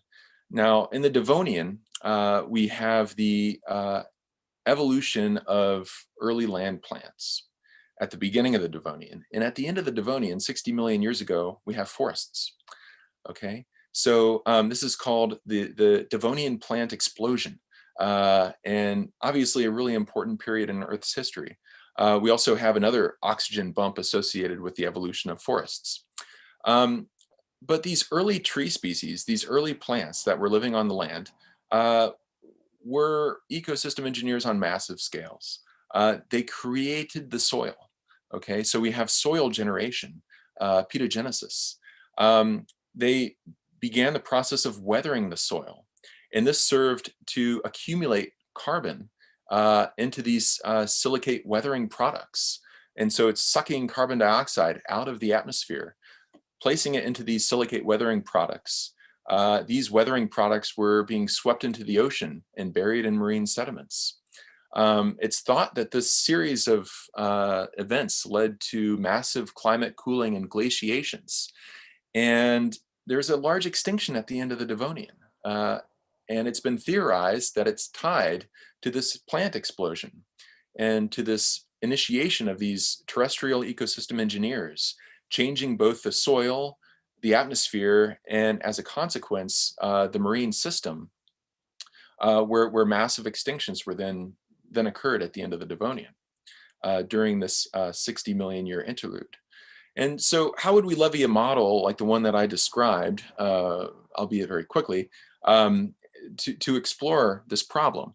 So we could imagine, and I'm illustrating this on the bottom left here, we have a species or a set of species that are creating a modification to the environment. These might represent Cooksonia, the earliest terrestrial plant that we have on record, pictured in the circle down here at the early Devonian. Over evolutionary time, these plants diversify into a large clade of terrestrial land plants, eventually forming these early lepidodendron forests that we have record of, these giant fern-like forests towards the late Devonian. Now, all of these forests are also contributing modifications to the environment. And so I'm drawing a link here between, and I'm just picturing a single modifier here, but we could imagine that might be a set of related modifiers.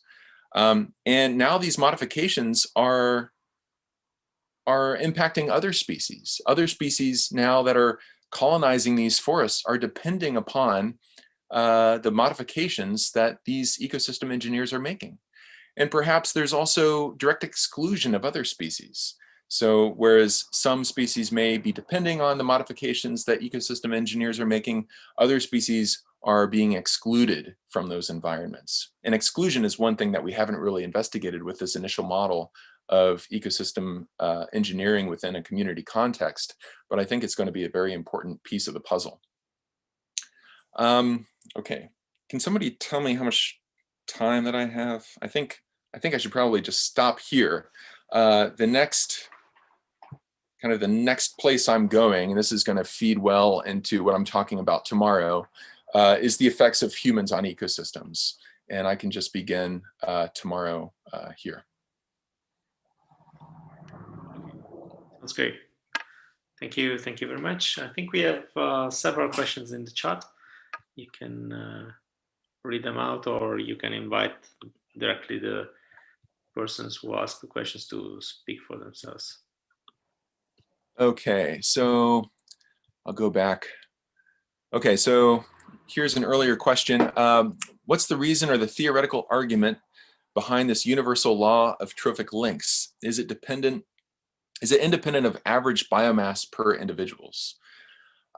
Because it's, so here's my answer. Here's my guess anyway. Because it seems to be independent of system. It seems to not be system specific. It's a general relationship that spans space and communities and types of communities and types of systems. It would seem to be relatively universal, or at least it hints at some universality. And then I would say it would likely be independent of average biomass per individuals, because I would, unless that also might be relatively consistent. Although, there's strong allometric relationships between the amount of biomass per individual in a system that also changes quite a bit from one system to another. A mammalian system In mammalian systems, we have Dammoth's law. In ectothermic systems, well, Dammoth's law corresponds to ectothermic systems as well.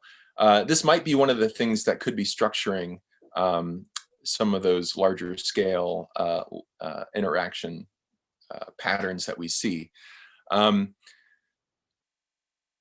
I don't think it's full. I think this is an open question. I'm not sure if I have a good answer for why trophic links would be structured in that way. You know, one of the things that we've thought about exploring is, and we kind of get to this in our ecosystem engineering model, is that you know, specialists tend to have short-term fitness benefits. Specialists tend to be better at capturing their prey because they have adaptations to capture specific prey. However, over long periods of time, over large perturbations of events, generalists tend to have an advantage because they can adapt when things go bad. And so this ratcheting between generalism and specialism may very well lead to the types of patterns that we see in the link interaction distributions. If we have the survival of generalists after a mass extinction, like we see at the KT, when the asteroid impact hits, you know, when the asteroid hits the Earth, the organisms that that survive are small generalist mammals and small generalist organisms, regardless of whether they're mammals or not. And so if you have survival of these generalists after these mass catastrophes, but then selection towards specialization over shorter periods of time, that very well might explain some of that. Okay, what are guild level reconstructions, or specifically what are guilds? So guilds are organisms that share similar foods. So I might put pollen-eating bats, pollen-eating birds, pollen-eating insects into the same guild. So they may be not closely related to each other phylogenetically, but they share similar resources. And so the idea of reconstructing guilds is just finding organisms that that share the same types of foods. And that's all inferred, by the way. That's just inferred from paleo reconstruction, body size constraint. You know, do you have sharp teeth? Are you a carnivore? Or are you obviously an herbivore because of the shape of your teeth? So there's a lot of different, you know, there's a lot of, not guessing, but I would say there's a lot of different lines of evidence that go into that, some of which might be good evidence and some of it might be somewhat shaky. So we have to be really careful about, you know, what we're assigning and how certain we are of it. So I'm just kind of going down the list. It would be great if you can share some references on any mathematical models about this topic. I assume you mean with respect to reconstructing food webs. You know, I haven't talked yet about dynamics in terms of building ODEs. I'm going to talk about that a lot more tomorrow. So far, is this true? So far, I've only really been talking about structural dynamics. So not imposing change in biomass over time or change in populations over time, but I will tomorrow for sure. Do trophic network summary features vary before and after large disturbances? There are some structural differences in the Permo-Triassic food webs that I was discussing. So before the large extinction event at the Permo-Triassic boundary. I don't have those in my brain at the moment, but they're in the Root-Narayan paper.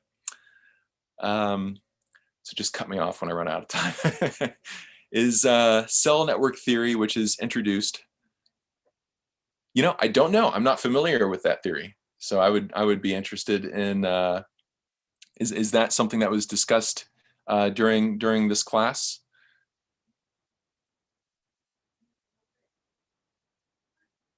Well, that would be interesting. I'd be interested in learning more about it. Great. Yeah, so if there's time for any other questions, I'm happy to do my best to answer them. Okay, let's see if there's anyone who wants to ask a question. They can raise their hand also and speak on the mic. I don't see any of those.